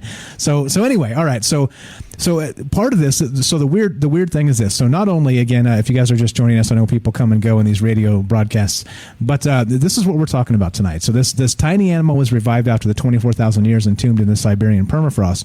But so not only did it come back to life, they warmed it up, they gave it some food, and it started moving. But then, crazy enough, it started actually cloning itself, like reproducing asexually, this thing.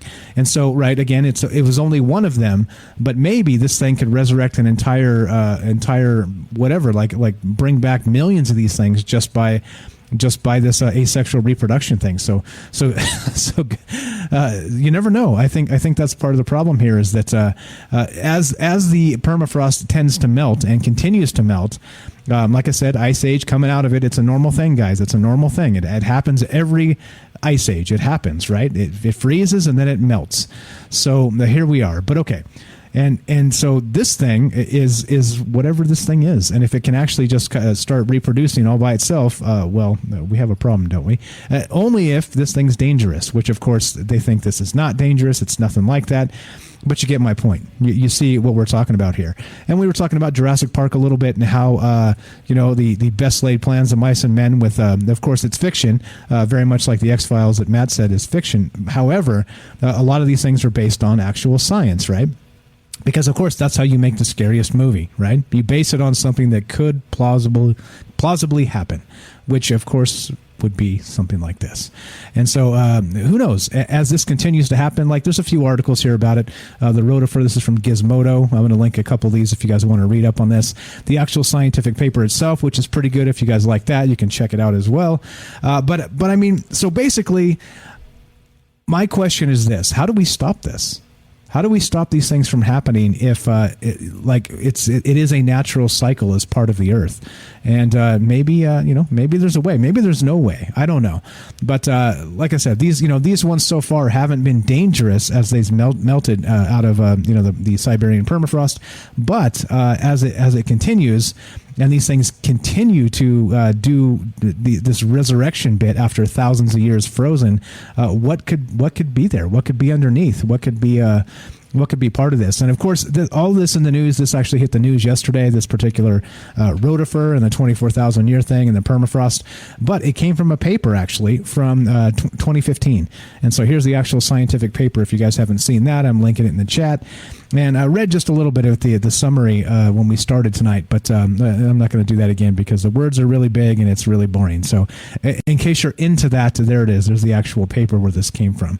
So, all right, what else do we got? So then we were talking about the science behind Jurassic Park, and not just maybe resurrecting dinosaurs, right, through DNA and the rest of that, but also the actual reproduction asexually, as these things, this rotifer, as they call it, is resurrected from the permafrost and then immediately began cloning itself through that asexual reproduction. So interesting stuff here. So anyway, that's what we're talking about tonight, and we are taking your phone calls. If you want to be part of the show, you know what to do. Give me a call at 702-957-1037. That's 702-957-1037. We'll put you on the show, and you can talk to me and whoever else might be listening out there. And like I always say, you never know who might be listening, because like I say, I look at the podcast stats, and there's people that listen in China, and I crap on China quite a lot. So it makes me wonder who's listening in China. Anyway, all right. So here we go. This is some good stuff with the science of Jurassic Park and that asexual reproduction thing, right? Remember, they spliced the DNA with frog DNA, and then they were all female in the Jurassic Park, and then they thought they were so smart because then they wouldn't be able to reproduce. But then, of course, the dinosaurs started laying eggs all over the place because, well, as Ian Malcolm said in the movie, life finds a way, and I think there's something to that. So we were talking about the actual animals as well that can change their own sex, right? And so this is not as rare in nature as you might expect, right? So a fish is one, corals was another. We got slugs, frogs. Of course, frogs with the Alex Jones and the water makes the frogs gay. We got snakes that can actually lay eggs without a male in some cases. We've got butterflies, birds, and lobsters.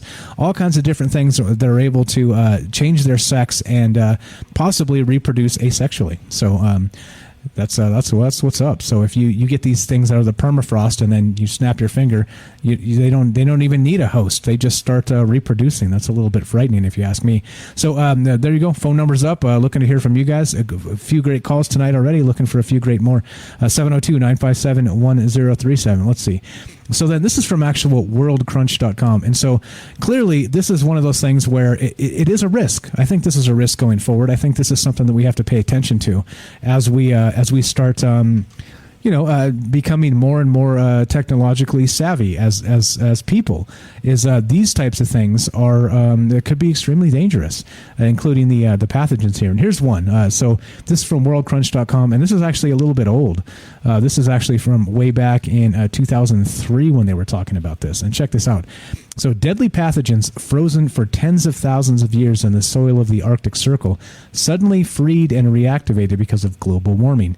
It sounds like science fiction, and indeed, U.S. author Christy Eshman imagined a similar scenario as the premise for her 2015 thriller, The Laptev Virus. All right, and I know, talking about viruses is not so funny these days, but anyway, in it, Eshmahan imagines an oil company that, while drilling in the far north, accidentally releases a megavirus that's been dormant in the frozen tundra for 30,000 years. Death and mayhem ensue. The Laptev virus is just a story, of course, and yet, as much as we'd like to think otherwise, especially in the current context with the COVID-19 pandemic still running wild, maybe it wasn't from 2003. Oh, yeah. Wow, I can't read. It's from October of 2020. How about that? The possibility may not be so far-fetched. That, at least, is what French scientists Jean-Michel Claverie and Chantal Abergel, co-founders of a research laboratory in Marseille, warn after successfully reactivating two virus, right? Both harmless to humans that they discovered in the Siberian permafrost. So this stuff is happening. It isn't just related to this particular rotifer that was just found, right? What we've been talking about all night.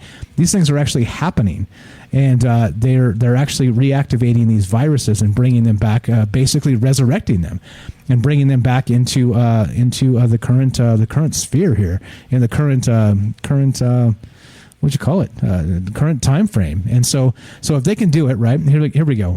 So permafrost, of course, is the name given by geologists to this perpetually frozen and therefore impermeable soil that covers no less than a fifth of the Earth's surface, including half of Canada and Russia. It's also a real Pandora's box when it comes to microbial life. And that's the point here. That's really the point. Quote, unlike sea ice, permafrost offers all the conditions required for microbial life to be fully preserved for tens or even hundreds of thousands of years, says Claverie. By that he means the absence of light and therefore ultraviolet radiation, the absence of oxygen, which acts like a powerful disinfectant on microbes, a negative and stable temperature, and a neutral pH level, among other things. And so the researcher recently returned from a mission in Yakutia, I don't know how to say that, the region of Siberia where the permafrost reaches a depth of up to 1 kilometer. The deepest layers are more than 1 million years old. And that's exactly what I'm talking about here, is that, we're talking about 24,000 years ago. They're able to resurrect this thing, okay? But now they're saying that there's parts of the deepest layers go back a million years, over a million years. And that's the type of stuff that actually makes you worried, makes me worried anyway. So what it says, diseases that no longer circulate, such as smallpox, officially eradicated since 1980, could reappear and even become endemic again. Quote, but that's probably not the worst case scenario, Claverie warns. The researcher explains that against diseases such as smallpox or anthrax, with which we are familiar, we have a measure of protection in the form of vaccines and or antibiotics. But what happens if the melting permafrost unleashes unfamiliar bacteria or viruses? Quote, there could be pathogens with which the immune system of Homo sapiens has never had to co-evolve, Claverie says. And there you go. That's real science. And I'm not making this stuff up. It's just interesting to me that when this stuff continues to happen in the news, that I don't see a plan for this. I don't see a task force being created in Washington, the Siberian Permafrost Task Force. You know what I'm saying? Wink, wink. You know what I'm talking about, right? But like these are the types of things that probably should, like we should probably have like an international watchdog group or something that's going up there and like maybe, who knows? I don't know. Like, what would you do? Like I said, how would you stop this? I think that's the thing there is, how would you stop this? That's the question. And so, other than, maybe be positive, well, being positive doesn't really stop terrible things, do they? They do not. Exactly. What's up, Richard says, yeah, actual science, right? So let's see. I don't know. Like when it comes down to this, I think that, throw the hypothesis out that maybe this is that universal limiter, on planets that, from time to time, that the cycle resets and these pathogens kind of that we haven't had to coexist, like they said in the article here, they do come back. And when they do, humankind has a very, very horrible time with it. So I don't know. Go back to, like I said, Lemuria, Atlantis, places like this, ancient civilizations that they say existed, but nobody really knows where they went, where they vanished to. I wonder if there's some sort of maybe correlation here between this cyclical permafrost melting and the rest of this stuff coming and going. So anyway, I've got a few minutes left. If you guys want to be part of the show, taking your phone calls, 702-957-1037. That's 702-957-1037. You can go to troubledminds.org. That's the official website. Click the Discord link. And Shamanic says this. Yeah, this biolab folk wet themselves when they find eradicated organisms. Make me wonder why bring them back, they say, for preparedness. I say to make tons of money on weapon sales. And right? I think that's part of the problem is we have this, humankind tries to weaponize everything. And instead, what did Kelly say earlier? That's why it's called a weapons lab. Weapons lab. So anyway, as we kind of wind this down, that's what we're talking about tonight. And again, does it fit? Right? We're talking about Jurassic Park and the X-Files and things like this. Fiction, clearly, right?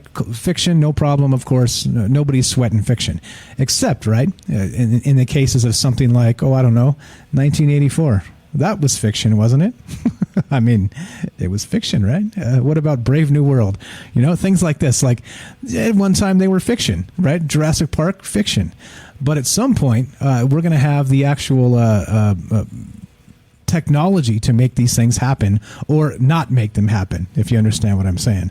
So I don't know, like that's part of what we do at Troubled Minds here. Like I said, this is not, it may seem like it sometimes, but it is not doom and gloom, and it is not what we're trying to do here. It's trying to look ahead, trying to get ahead of these things, trying to be aware of what's happening in the world around us as concerned citizens.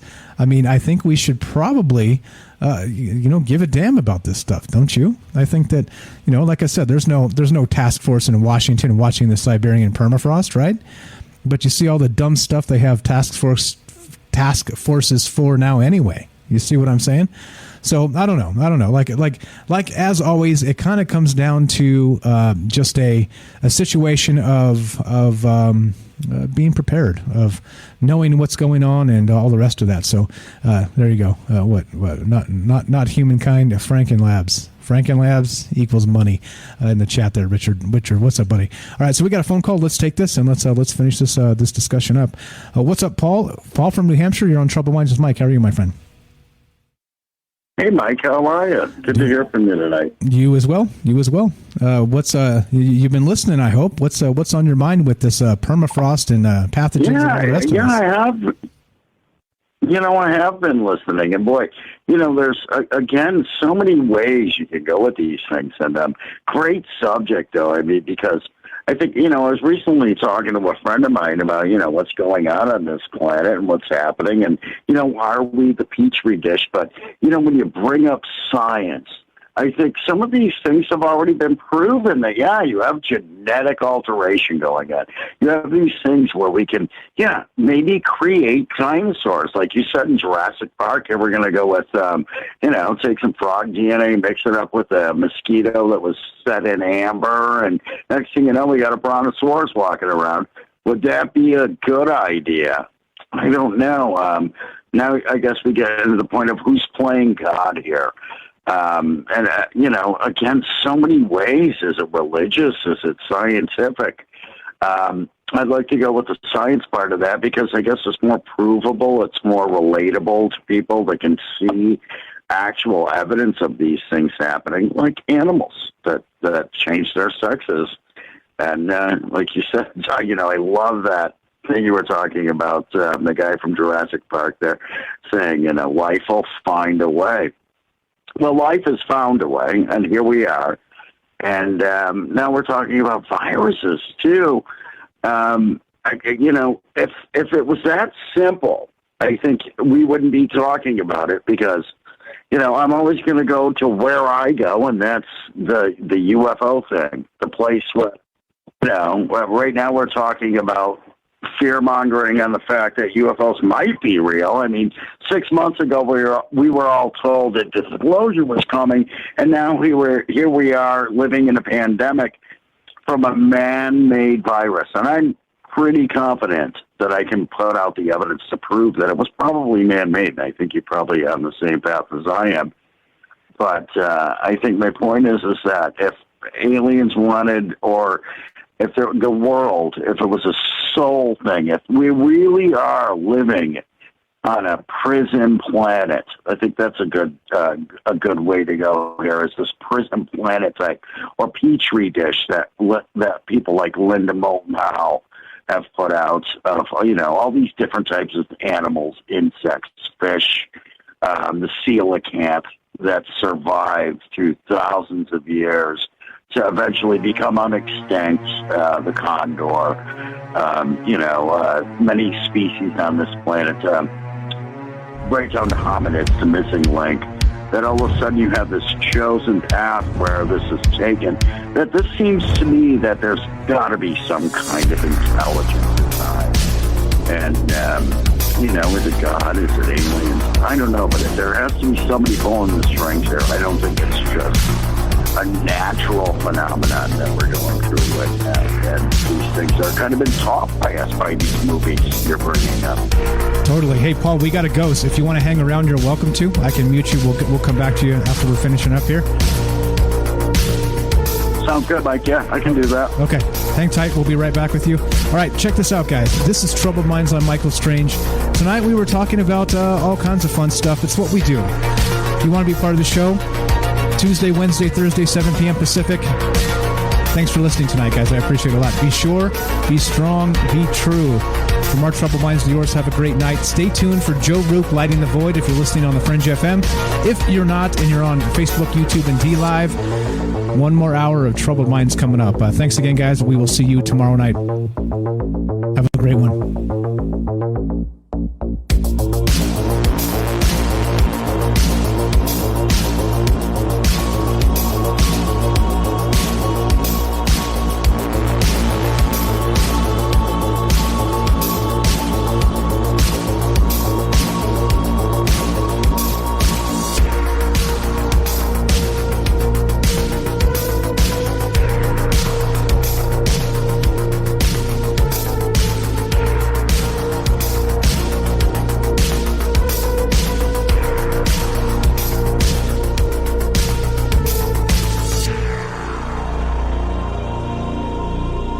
All right, so you guys know the drill. We are now off the fringe, so we got another hour coming up, and we got time for you. So if you guys have takes on this, and it's your show too. So basically, whatever you want to talk about is on the table here.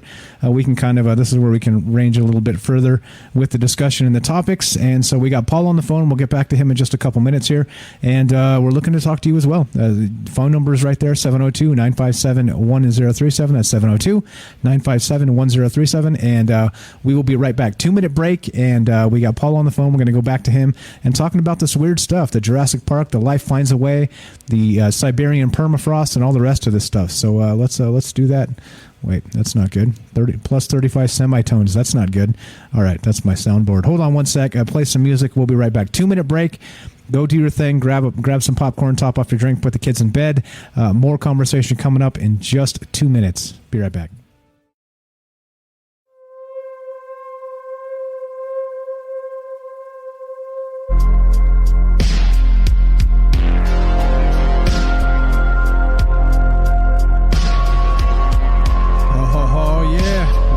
Kill this music. Let's do it. Welcome back to Troubled Minds. I'm Michael Strange. I'm here with Paul, New Hampshire UFO hunter, and we're still talking about this weird stuff, this Siberian permafrost. And like I said, I know this kind of keeps coming back in the news, and it's not a brand new discussion to us on this show, but I think that as these things continue to happen and get really pushed out into these news cycles, and people are discovering more and more of these pathogens out there, I think we have to maybe start taking this seriously, that there could be a serious problem here. So anyway, as we continue trucking here, let's go back to Paul in New Hampshire. What's up, my friend? Welcome back to Troubled Minds. Hey, Mike. Thanks for hanging on with me. Yeah, great conversation again, man. I love this stuff. You know that. It's funny as you're talking about these things and we're going on. I keep coming back. It's just like in my mind about. I think I'm looking at science more than media and but then you put it all together and we look at these movies that we've watched. And, my mind goes to the Akashic record that there's so much more going on right now with what could actually happen here. And I think I mentioned this before you had to go to commercial, and that's and before I wanted to drop 4 F-bombs, by the way, but I won't do that. You can do it now. Bro. Go right ahead. Yeah. That's all good. I might go off. I'm trying to stay cool here, by the way, but you got me really thinking. And I think when we go here, it's those people that, how do we find this stuff out? How did there were scientists that all of a sudden came into this place that somebody implanted in their minds that we can split DNA, we can add genetics, we can do these things. And if you go to what I delve in, the ancient alien theory and the fact that people have been around on this planet and the missing link, that, it has to be intelligent design. This is not just a fluke. This isn't, religion, I guess. I hate to go there because the religious people might get mad. I don't think there's probably a lot of born-again Christians out there that are going to get pissed off at me for saying this. And if they are, they're hopefully smart and sarcastic like I am.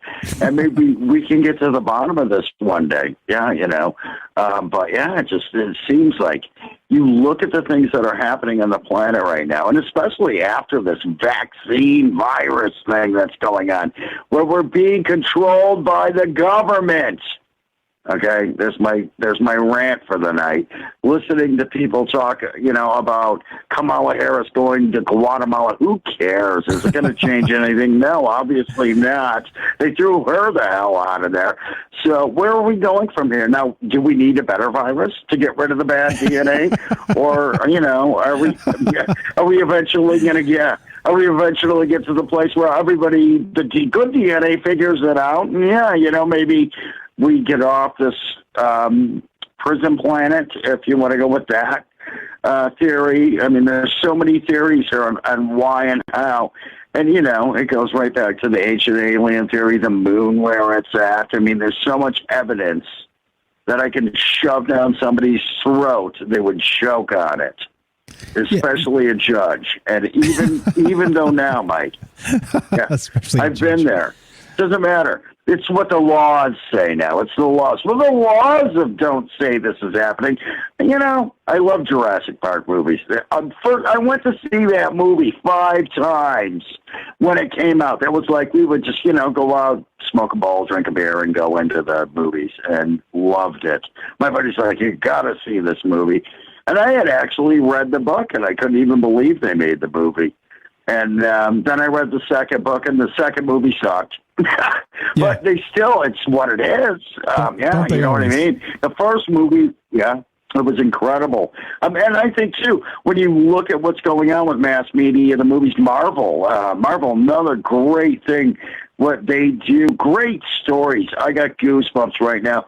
I've watched Infinity War and Endgame, I don't know, a dozen times now because I just get bored and I want to watch Iron Man kick Thanos' ass, or Thanos come out of that thing covered in blood and go, I'm going to, we need to do something about this. We need to wake up. And I think that's the message that they've been portraying all on whoever they is. I don't know for sure, all opinion. The Illuminati. And the Illuminati. Heaven forbid we come up with opinions, Mike. Heaven forbid we come up with opinions because we might just be right. Exactly. It's part of being wrong is sometimes you're right.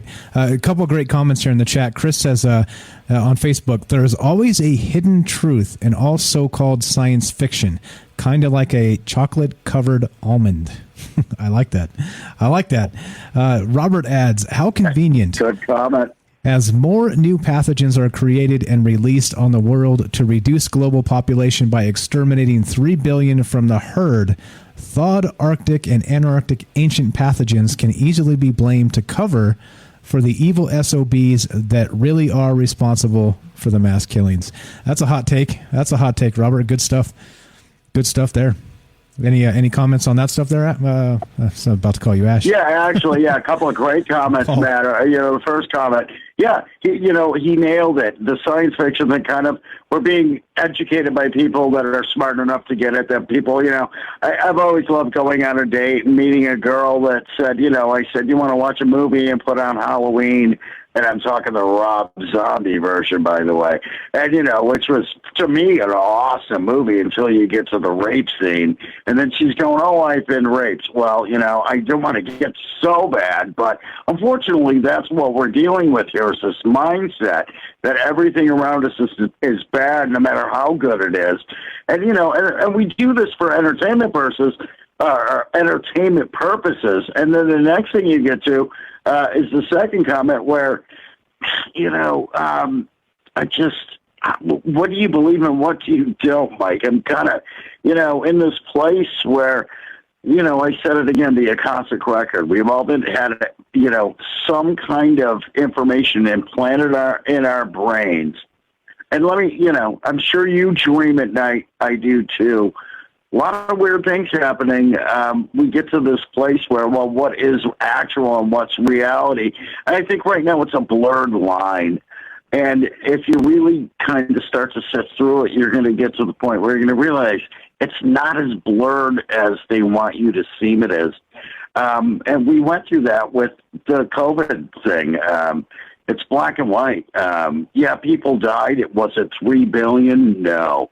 It was 500 million in the United States. It was, people in India are dying now from COVID because I don't know why, by the way. It seems to be a newsworthy reference that they didn't wear masks. Could that be control mechanism going on? And, quick story, my friend went to a band practice and they wanted him to wear a mask, and he said, well, everybody's vaccinated, and they still wanted him to do it and walked out. And now he's the jerk. He's the head of the email that's going around that he didn't want to be controlled, and even though his wife controls him every night. And so where do I think Hey man, Yeah. hey man, Funny we story, get that's to why choose. It's funny and wait. relatable. We get to choose our level of control. Come on, bro. Come on. It's all about choice. It's all about choice. You would like to think that, yeah, Mike. Yeah, right. You know, that's why I'm single. So I'll control myself, and you know, I'm not dating anybody. But his wife would control him more than somebody telling me to put on a mask. And if she, well, don't get me wrong, if she asked me to, you know, would I do it? It depends on the situation.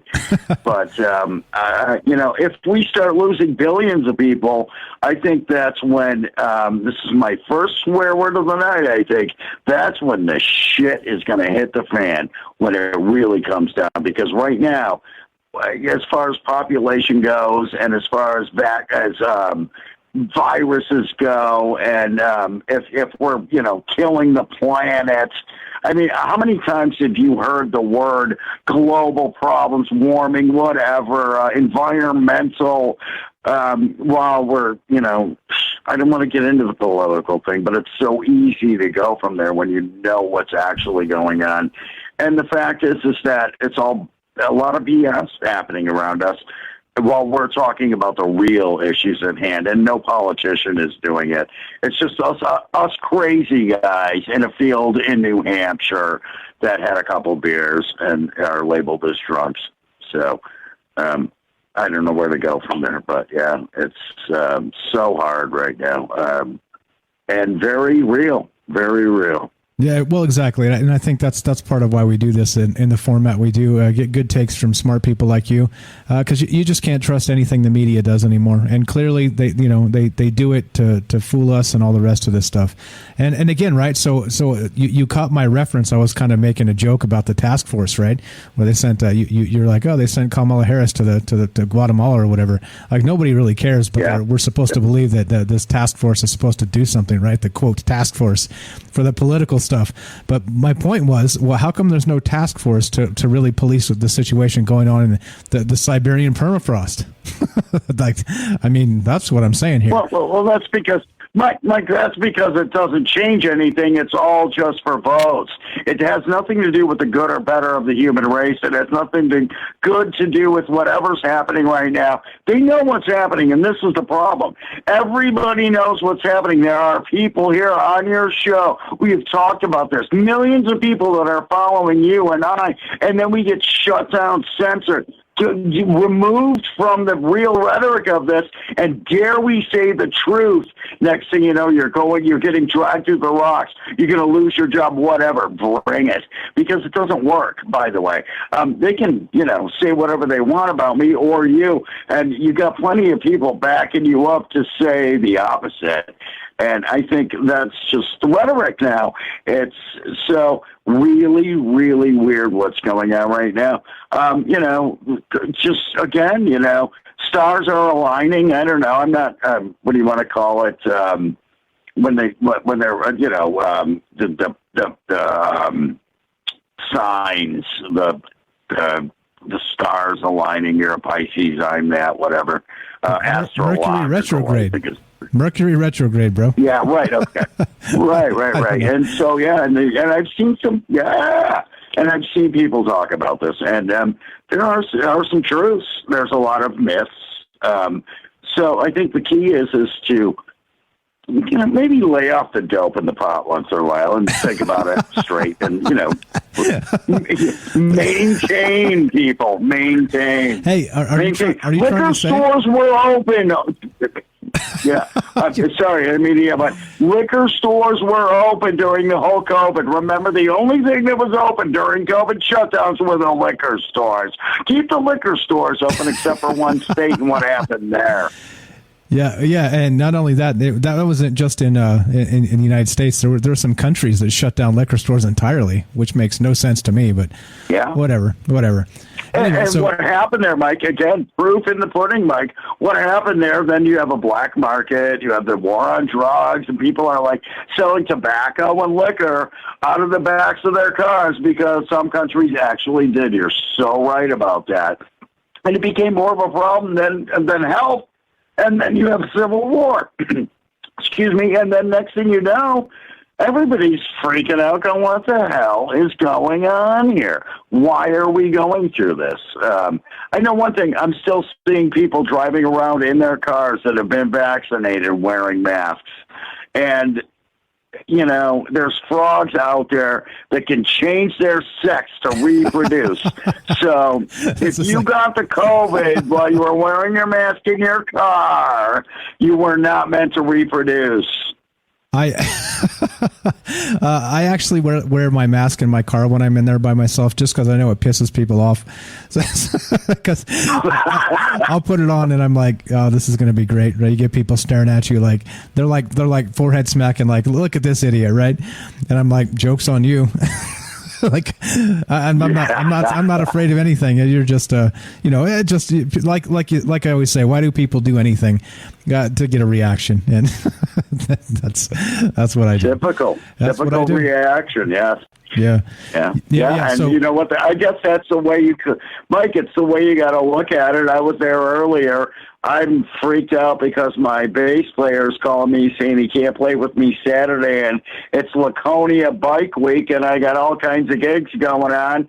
And he's like, I'm busy. I have to work, and I'm like, you're fired. And then all of a sudden he's like, okay, I'm not going to work. Yeah. Okay, so I'm paying you. Let's do this. We worked our lives for this.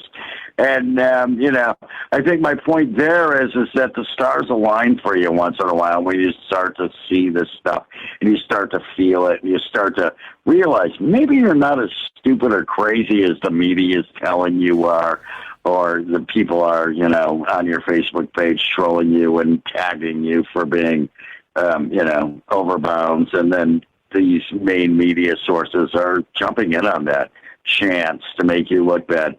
There's a reason. It's because we're talking the truth, and there's a reason that animals survive and life goes on, and dinosaurs are not walking the earth right now.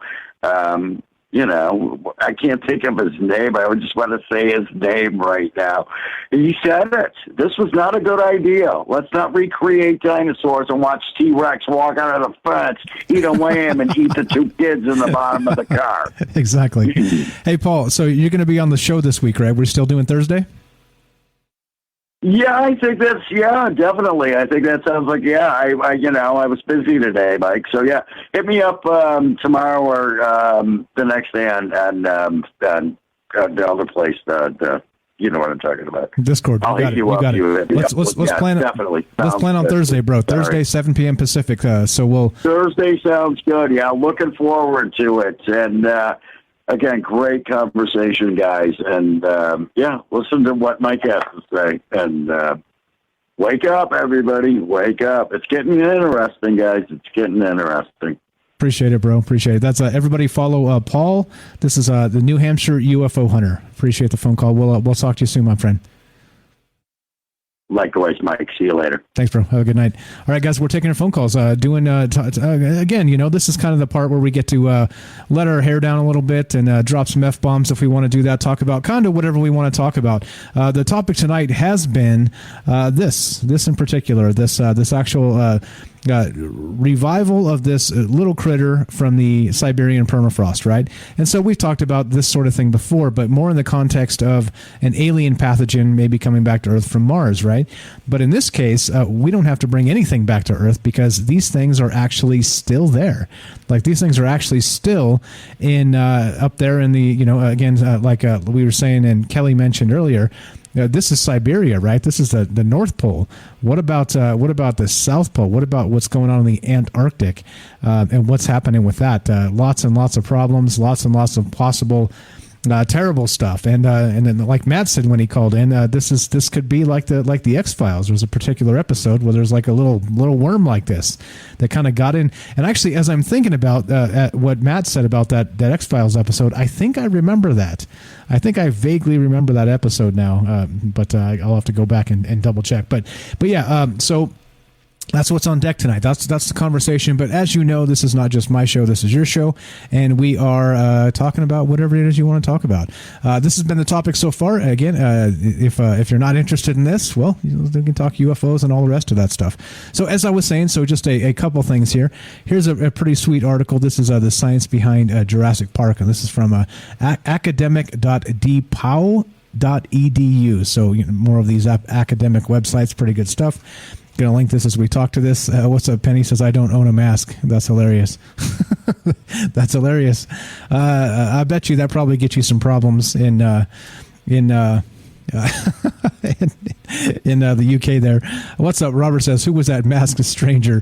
Exactly right. Exactly. Let's see. That's really funny. That's really funny. Okay. And let's see. Other good stuff. You guys have a comment or a question, or we want to talk about whatever. Whatever. You guys know. This is your show too. 702-957-1037. Let's put the phone number up and let's read some chat here. Let's go to the chat and say hello to the nice folks who are staying up late with us tonight. So Chris with a fantastic comment there with the hidden truth in the science fiction. Appreciate that. Appreciate the comment. And what else do we got? Penny says, I don't own a mask. Right. And then NS says, none of us do. The mask owns us. And there it is. And there it is. There's the actual, the new comment of the night. I think we have to roll with that one because that's too good. That's too good to pass up. Let's put that one up on the stream here because double hell yes. Let's see. There it is. There it is. There you go. NS says none of us own a mask. Penny, the mask owns us. And there it is.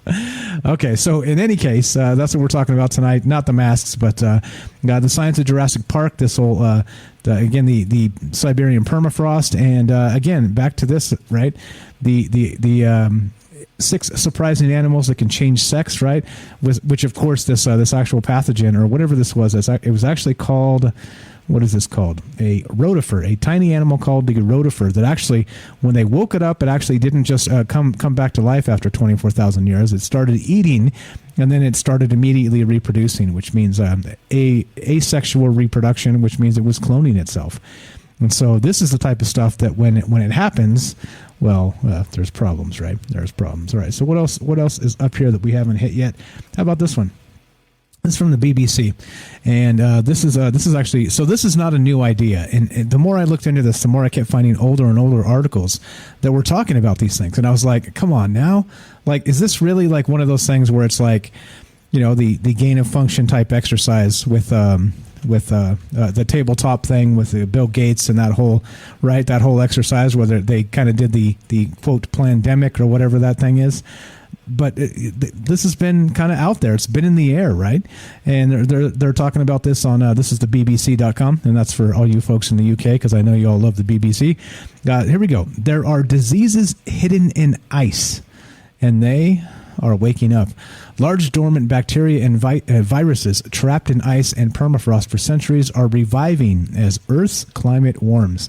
Now, I think the thing, too, to note about this type of stuff is the climate alarmism, right? So notice how everything regarding this is not framed like I say it, which is, as far as I'm aware, true, that we're coming out of an ice age and the world is warming no matter what we do, right? I'm not saying that, right, you get one point, but nobody ever brings that up or it accounts for that. It's like they have to blame it so they can politicize it. That's my point. But anyway, so throughout history, humans have existed side by side with bacteria and viruses. Straight from the article here, when the bubonic plague to smallpox, or from the bubonic plague to smallpox, we have evolved to resist them. And in response, they have developed new ways of infecting us, right? That's the game. We evolve, it adapts and changes with the variants and then comes to get us again, right? That's the whole game we play. Now, we have had antibiotics for almost a century, ever since Alexander Fleming discovered penicillin. In response, bacteria have responded by evolving antibiotic resistance. The battle is endless because we spend so much time with pathogens, we sometimes develop a kind of natural stalemate. However, what would happen if we were suddenly exposed to deadly bacteria and viruses that have been absent for thousands of years or that we have never met before? And that's the question here. This continues. We may be about to find out. Climate change is melting permafrost soils that have been frozen for thousands of years. And as the soils melt, they are releasing ancient viruses and bacteria that, having lain dormant, are springing back to life. In August 2016, a remote corner of Siberian tundra called the Yamal Peninsula in the Arctic Circle, a 12-year-old boy died, and at least 20 people were hospitalized after being infected by anthrax. Anthrax. The theory is that over 75 years ago, a reindeer infected with anthrax died, and its frozen carcass became trapped under a layer of frozen soil, known as permafrost. There it stayed until a heat wave in the summer of 2016, when the permafrost thawed. This exposed the reindeer corpse and released infectious anthrax into nearby water and soil, and then into the food supply. More than 2,000 reindeer grazing nearby became infected, which then led to the small number of human cases. The fear is that this will not be an isolated case. And this is what we're talking about. This is the thing, right? So this is already happening. I didn't realize a boy had actually died. I read the top part of this, but not the where did my thing go? There we go. That's probably better. All right, but anyway, so this is happening, right? This is a real thing. So a little boy died, anthrax, the reindeer, the permafrost. I don't know. What do you guys think about this? Still taking your phone calls? You want to call and tell me a scary story? I'm down for that. Whatever's good at this point. It's kind of late in the night. You know how we do things, and we're taking all comers. We don't screen calls. Pick up the phone and dial 702-957-1037. That's 702-957-1037. And or you can join the Discord, get your ass in here, and let's talk about whatever you want to talk about. Let's see. NS says, Jesus, that title is going to get Greta in a tailspin. Yeah, exactly, right? That's exactly what I'm saying here. Is that a lot of this stuff is kind of, propaganda laced. Yeah, it's well, if you don't vote this way, the zombie permafrost is going to kill us. You see what I'm saying? Yeah. All right, let's see. All right, so this one too. This is one from NPR, and talking about these zombie viruses that are actually in the thawing permafrost. So here we go. I'm going to link this and actually play a little bit of this. So if I don't have any phone calls, what I'll do is just so I can drink some beer and hang out with you guys for a sec. What's up, Dwayne? I see you there. Thanks for showing up tonight. I'll play a little bit of the article, audio style, so I can drink some beer and catch up. Unless you guys want to call, I'd rather talk to you, 702-957-1037. But here is this article right here. So let's play just a little bit of this, and we'll keep on moving and talking about how this stuff is actually real. And like I said, there's no task force for this. Well, like everything, right? I mean, you can't watch all the things, but eventually it's going to come back and get you, right? Like the things you're not watching. So here we go. Let's do this, and as I drink a little bit of beer. Now we take you to the top of the world, to the northern coast of Alaska, where a cliff is crumbling and exposing an ancient hunting site. Oh, there's another head back there. Yeah, we got a head right here, a head right there, main body right here. Across the Arctic, these prehistoric settlements are being unearthed. And the reason why is climate change. As NPR's Michaeline Duclef reports, scientists are worried about something that could be lurking inside these settlements: zombie pathogens. Up on top of an ocean bluff, a team of archaeologists is trying to pull off an emergency excavation. Coming out of here, we have ribs and vertebrae and other long bones. That's Dominique Toulo, a student helping to dig out a hunting cabin. He's found a stash of animal bones. At the other end of the house, Glynis Ong shows me where someone was storing fresh kills. So this seems like skin right here. Right at my feet are 2 mummified seals, and these seals are incredibly well preserved. You can see their skin, their whiskers. And this, it's a little paw. Oh, it's a little paw. Everywhere they dig, there's another surprise. Holy Moses!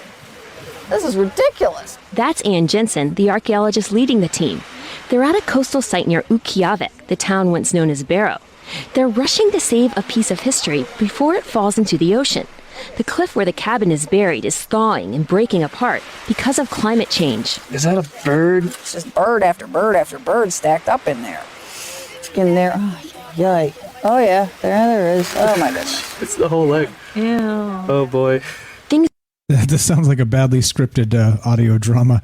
But anyway, this is from NPR.org, and it's Goats in Soda, Stories of Life in a Changing World. And so, of course, what they're talking about is this expedition up there, where they're talking, they're up there in the permafrost, and they're really talking about the same thing we've been talking about, which is archaeologists up there excavating things and maybe uncovering maybe dangerous pathogens. So the headline here is, are there zombie viruses in the thawing permafrost? And this actually goes back to 2018. So like I said, this is not a brand new idea, obviously, but as these articles keep coming out with discussing all kinds of new things, like these critters that have been alive for 24,000 years in this stasis, in this frozen state, and then they come back and then start multiplying, start reproducing asexually. I think it's like I said, where's the task force? Where's the task force for this? Somebody should be up there watching, but I don't know. You tell me. So here we go. Let's listen to a little bit more of this. I'll drink some beer and hang out. Still taking your phone calls if you want to be part of the show. 702-957-1037. That's 702-957-1037. And we'll put you on the show. You can talk to me or whoever else might be listening. But let's go back to this article. Let's go back to NPR, Goats and Soda, and action. Getting super stinky. The birds are thawing and rotting. Oh, that's right. Yeah.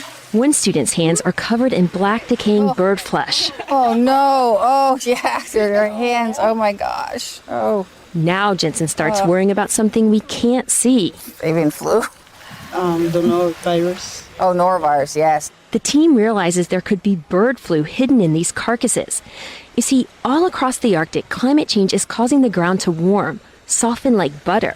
And there are a lot of things buried in this ground, not just animals, but also their diseases. Take a break, Colleen. You're going to drive yourself nuts. Seriously, you need a break.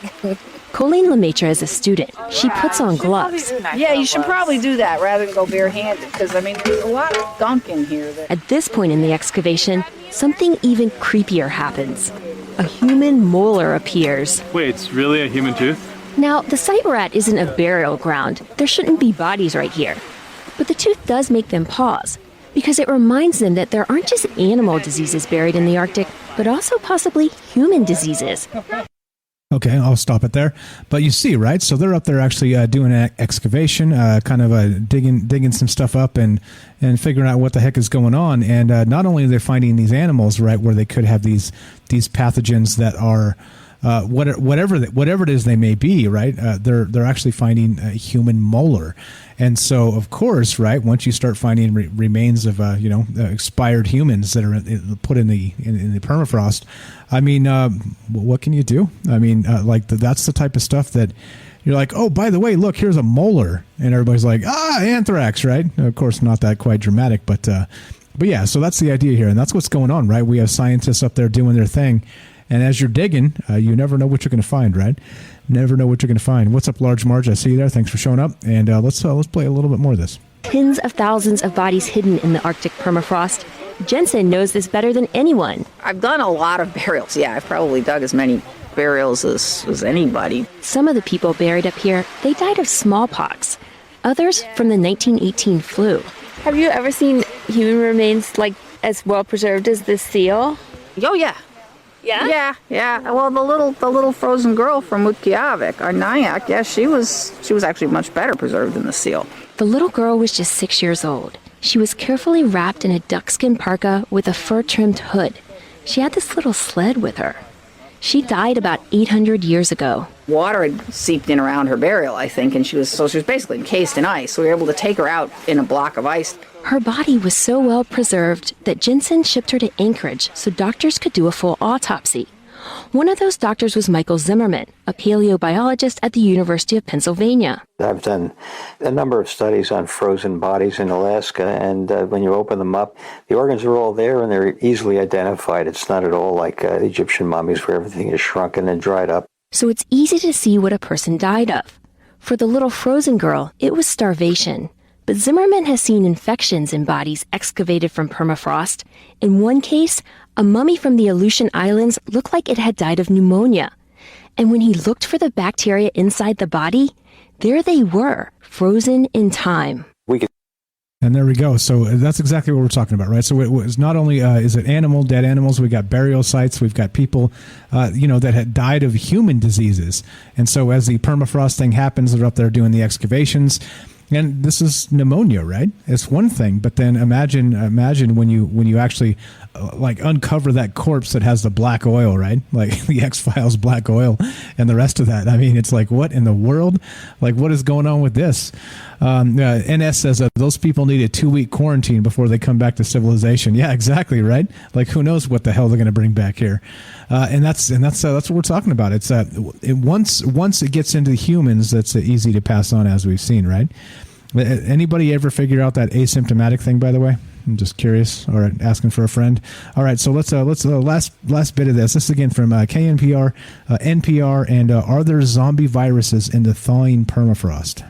Microscopically in the lungs. There's this fear out there that once human bodies are exposed by melting permafrost, the pathogens in them could come back to life, like zombie pathogens. It's not unheard of. Anthrax can do it. It happened just a few years ago in Russia. A massive reindeer burial ground thawed, and the anthrax that killed the reindeer woke up and started an outbreak. Were these pneumonia bacteria still alive? Zimmerman tested it. He took a smidge of tissue from the lungs, warmed it up, fed it, and tried to revive it. Nothing grew. Not one single cell? No. I was happy because I didn't have to worry about catching anything. Zimmerman says he wasn't surprised the bacteria were dead. Anthrax is a special case. In general, bacteria that make people sick can't survive a deep freeze. We're dealing with organisms that are hundreds of years old, at least in the stuff I've worked on. They're frozen for hundreds of years, and I really don't think they're ready to come back to life.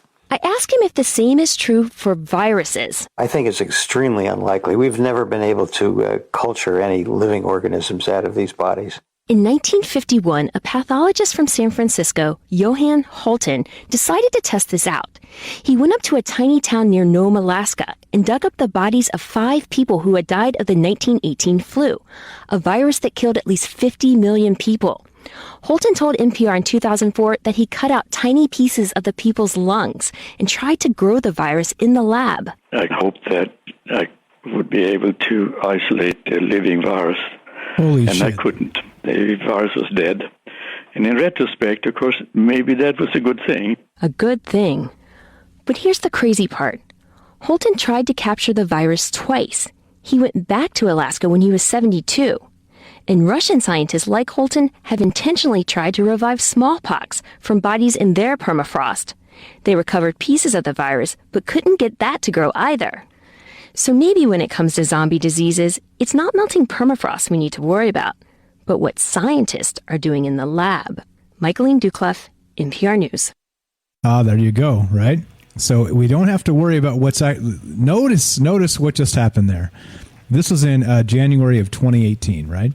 2018. And she's saying that we don't really have to worry about what's buried in the permafrost. We have to worry about what happens when the scientists get it back to the labs, right? And this type of stuff. Yeah, exactly. Matt's like, yeah, let's try to grow it. Exactly, right? Yeah, that makes sense. Let's try and resurrect this stuff that killed lots of people back in the day. That sounds like a great idea. Yeah, no, I mean, this is the problem, right? Like back to that whole Jurassic Park thing. Again, back to the chaos guy, Ian Malcolm, and which is, of course, is Jeff Goldblum in the first Jurassic Park movie. It becomes, we didn't think about whether we could do it. We just did it, or whether we should do it, right? That's the question, is should we be doing these things and trying to resurrect these ancient pathogens? And they're trying to. I mean, like, think about that. Like, that's absurd. And who knows, right? Like, you can try and find one thing, but what if there's another thing entirely that's there that you don't realize is there? Crazy, crazy stuff. What's up, GameVet02? I see there. Thanks for showing up. Let's check the other spot here. Facebook, which is dwindling. What's up, Robert? What's up, Tam Bam? Thanks for showing up. Robert says, keep in mind our immune system has had at least 100,000 years to evolve, so those primitive pathogens may likely be no match against our biological defenses. which may be true, but then also what happens if it's older than, let's say, 100,000 years of that evolution? So it's something completely alien to us. I think that's part of the problem, right? Let's go to Jay in New York. Let's finish this conversation up. What's up, Jay? Welcome to Troubled Minds. How are you, my friend? I'm good, Mike. How are you? I'm doing well. Kicking it, talking about weird stuff like we always do, my man. What is on your mind tonight? Well, the one thing that I wanted to mention is that when you were playing that audio clip of when they were digging there in northern Alaska, climate change. It's like they took every opportunity to get that out there, every little chance, Exactly. That it was climate change. So, and then, we're worried about the climate change, but hey, you guys are down there, you're digging up stuff that obviously killed all these people a long time ago, and now you're poking around with it, And is it right? Right. And they're trying to revive these things. Like, what the hell's going on? Well, I mean, I think I've got a pretty scientific mind, and curiosity level is, high.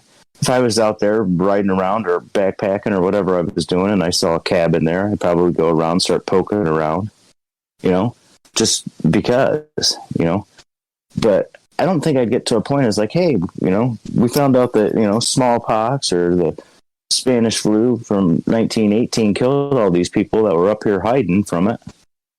Let's see if we can recreate it. That sounds like a brilliant plan. It really does. I think we should spend millions and millions of dollars to try to see if we can get this stuff back alive, Yeah, and that's what they're doing. And so notice at the end of that article, and remember, that was in 2018. She said we shouldn't be too concerned about what comes out of the permafrost because most of it can't survive that freezing process. However, right, what we should be concerned about is the scientists that get it into the lab and start doing things with it, right? And that was before gain of function. Exactly.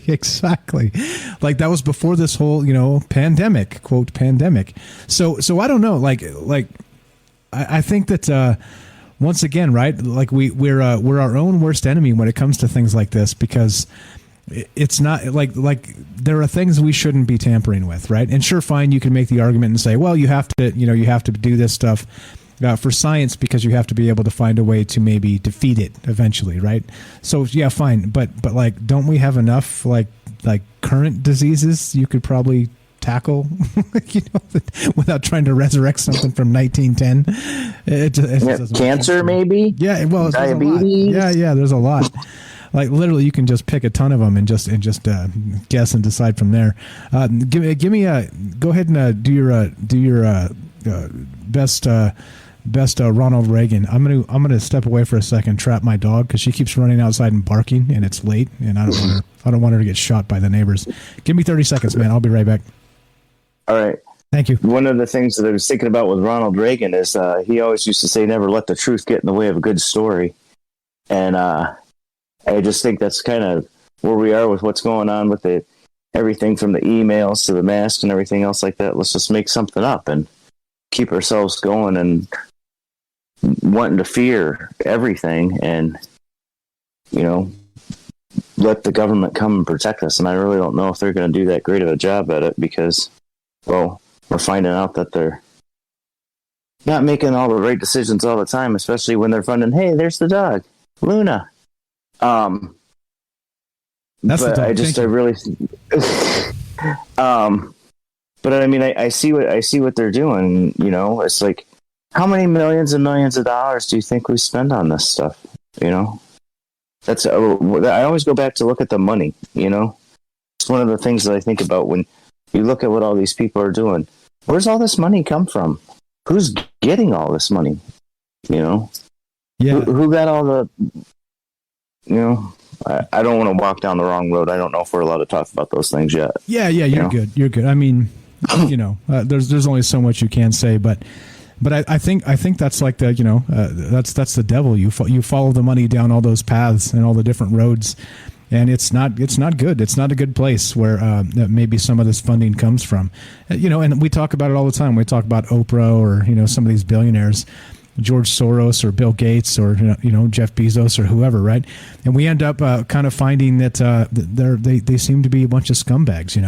Is that they're not? It's not well enough for them to have billions of dollars. They have to be trying to control the world, And I just, at some point, can't you just like enjoy your fortune and leave well enough alone? I don't know. I'm going to build a rocket and go to Mars. Yeah, right. And that's what these guys are doing. I mean, you saw the news show. Like Jeff Bezos is going into space with his brother now. It's like, okay, yeah, that's super cool, right? After he got the government to fund them. Yeah, exactly. After they get bailed out by the government, I'm like, hey, me and my brother are going to jump in the car. We're going to go down and get some tacos. Jeff Bezos is like, hey, me and my brother are going to jump in the rocket and we're going to go to space. It's like, okay, got it, bro, got it. Yeah, crazy stuff, man. I don't know. So with this the other stuff, I don't know, with like the X-Files and the black oil and whatever's buried in the permafrost. I don't know. Like, I'm not exactly sure the risk level, but if things are coming back to life, I think it's worth thinking about. And like I said, where's the task force for that? I want to know. I pay my taxes in full, by the way, and it hurts. And so I want to say, I already got skin in the game. At least listen to me when I bitch and moan. Jeez, right? Come on. Let me look at the files. Yeah, something. Exactly. Yeah. Without a black magic marker over half of it. Exactly. Exactly right. Yeah. I don't know what that stuff with what's going on with the the black goo from the X-Files and stuff like that. One of the things that kind of freaks me out a little bit about stuff is that you see the X-Files, there was I don't know what it was Danish or something like that. It was a subtitled movie on Netflix or Amazon about people living way up north, Greenland or wherever they were. And somebody ran across something in the permafrost, that was out there thawing. And it was driving them crazy, making them nuts, murderers and stuff like that. And then come to find out they had this highly infectious disease. We're getting warmed up to it, The poles are shifting enough that the stuff that used to be frozen all the time isn't going to be frozen anymore. And then, new stuff is going to be frozen. They're just warming us up. The big pieces are breaking off of Antarctica and floating out into the ocean, what went on down there, what's under the ice. And then there's all that too. What are they doing down there? We've got all these teams of scientists, people that I know from the military and stuff like that, come down here and cook for 6 months and stuff like that. You'll make $78,000 a year being a cook. What are they doing? They're digging in the ice. What do they do? They got that much money and that many people that they fly down there every year in the summertime, and they're paying cooks $78,000 a year. Well, exactly. What are they looking for? Yeah, well, clearly something that's going to pay for itself eventually, right? So, what would that be? That would probably be a gain of function type of thing that could do some damage because like Daryl, when she called tonight in the first call tonight, she said we're going to weaponize it. That's what we're going to do. America. Yeah, I mean, that's what we do, isn't it? Unfortunately, we weaponized everything. Yeah. Money. Yeah. Well, everybody who's ever shot a nail gun pulls that foot back at least one time and sees if you can shoot a nail out of it. Just Can you? Oh yeah. Oh yeah. Far. Yes, nice. Oh yes, yeah. Far. Yes, they go very far. So you could hurt somebody. I would recommend a finish nailer if you were really trying to do damage. Whoa! I'm not asking you that. We're not trying to do damage. We're not trying to do damage. Well, if it ever came to it, but okay, right. Zombie apocalypse. Sticks and stone, sticks and stone sewing kind of thing. Gotcha. But really, I mean, there's just voodoo. Did they find something up there? That's why they're digging in the ice and stuff like that. And maybe they're the ones sending the samples to Wuhan. Hey, look what we found up here. We've had it under ice for 3 or 4 years in our lab. It looks like it's not going to do anything bad. Let's ship you a sample and see what you guys can do with it. Right, exactly. Exactly. Tam Bam, what's up? Wants to know, why are the viewers so few on Facebook? That's a hell of a question. Speaking of Facebook and the viewers, notice that page has 44,000 likes and follows. And yet, very few people get actually notified. And so, it's games that Facebook is playing. And I'm saying it right there on Facebook because guess what? If it continues, we won't be on Facebook. So if they're going to play games with us like that, then yes, we will just move to other platforms. So sorry, Facebook. If you want to be assholes, I can be an asshole back. Simple as that. But thanks for noticing and thanks for pointing it out because it's happening. Go back into the archives of the shows on Facebook. You'll see we used to get thousands of views. Now, no, not even 1,000 views. So it's definitely, we've got into somebody's algorithm somewhere and they're dwindling us down to what it is. But okay. So any what else is on your mind, my man? So anything you want to talk about? Well, what you were just saying there. Sorry, go ahead. Yeah, go ahead. On the next, the censorship of you on Facebook. Yeah, I've seriously noticed that. One of the things that I have noticed, though, is that when the YouTube channel goes a little bit funky, you still, even though the Facebook page is behind a good another 8 seconds than the YouTube channel, the Facebook page will be up. Yeah, the delay is a little bit weird depending on what you're doing because it all goes to the same server, and then it's technical, but whatever. I mean, what's up, Elizabeth? Welcome back to the show. Thanks for coming back. So and that's not just us, right? I mean, we're getting censored clearly. It's not just us though. So there are ways around. Well, I mean, I noticed lots of people. Yeah, exactly. Lots of people. Exactly. So let me ask you while we got you on here, Jay. What do you want to hear about in the next couple days? Any ideas for shows this week? Because I can whip something together if you got some good ideas. Always looking for good ideas. Oh, well, I mean, the good ideas that are coming out right now, I think might be a little. You got to let the mainstream media touch it before, let us know what's censored and not. Censorship. I like that when you're talking about the censorship. It really gets me because it bugs me. So there's some of the stuff that was going around on the Discord today. The little pop-ups and things like that, and I was like, wow, really? Is that That's nuts. And then if you talk about those things, I went to a customer's house today to bid a job, and we started talking about politics, and we're definitely on two opposite sides of the fence when it comes to just about all of it, from the virus to the political side. And we can have an intelligent conversation together. And I was like telling her, I started saying some of the things that I've seen on the Discord and from the BBC and Bunny Show and stuff like that. And she goes, that's not real. And I says, how do you know that's not real? And she goes, I haven't seen it on the news.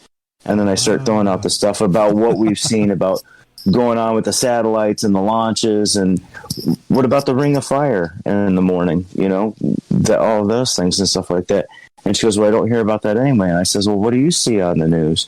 Well, the president is doing all this great stuff, and vice president's down there in South America, and everything's doing great, and they get a warm reception, and everything was cool. And then it was like, wow, some of the stuff that I saw about that is the exact opposite. You're getting force fed, lady, and you're buying every bit of it. Which is not good. Which is not good. And that's unfortunately where people get their news, from propaganda sources. And again, that's why we do this. That's why we do it in the format we do, because smart people get together and you start to notice it. Like if you pay attention, you notice propaganda. But if you don't make a concerted effort to actually pick it out and get to actually recognize it, you're screwed, because it's going to just come and go. And you're like, now here's the thing, right? So for example, I'm concerned that all the Wuhan stuff about the lab leaks is propaganda at this point. So they, maybe they turned and, maybe it's not. But basically what I'm saying is, because the entire mainstream media is now running with it when they ran against it for so long, it makes me wonder, suspicious about what their motives might be. And so I'm not saying it didn't happen, but what I am saying is once they start reporting it, that's when I get suspicious. So, and like you said, we kind of have to really follow them based on what they're saying to even know what we can talk about. But, we do it anyway. We say fuck it. We do it anyway most times. Well, I mean that's good. That's good. I mean, that's what got me hook, line, and sinker in the beginning when I started listening to your show. Is that wait a minute. I haven't heard anybody talk about this kind of stuff this way before. This is odd. And there's some weirdos out there. I'll tell you what. But what you were saying about what was censorship a year ago with talking bad about the leaks and the emails and stuff like that. Really, what are they hiding? What are they trying to keep, get your mind off of? And that's one of the things that, back in the day where you'd watch the news, 5:30, 6, and then, again at 11. And that's basically all you got. So they could tell you whatever you want and you wouldn't even know, unless you were reading an article a month later in Scientific American or Popular Mechanics or something like that. Like today, we know now. Something happens now and you get firsthand account of it. Look at how Black Lives Matter took off with their 15 minutes later things with what was going on with them. Because of the internet. Yeah, that whole faster. Thing was nuts. Well, and they were backed by, they keep saying they're like a grassroots movement, and it's, it's not. It's backed by billions, massive funders. Exactly, it's backed by people with a lot of money, and that's why these things go viral, because they can pay for them to go viral, right? And so again, like don't get me wrong, because you disagree with the movement doesn't mean you think that racism is good. It's the dumbest thing ever that.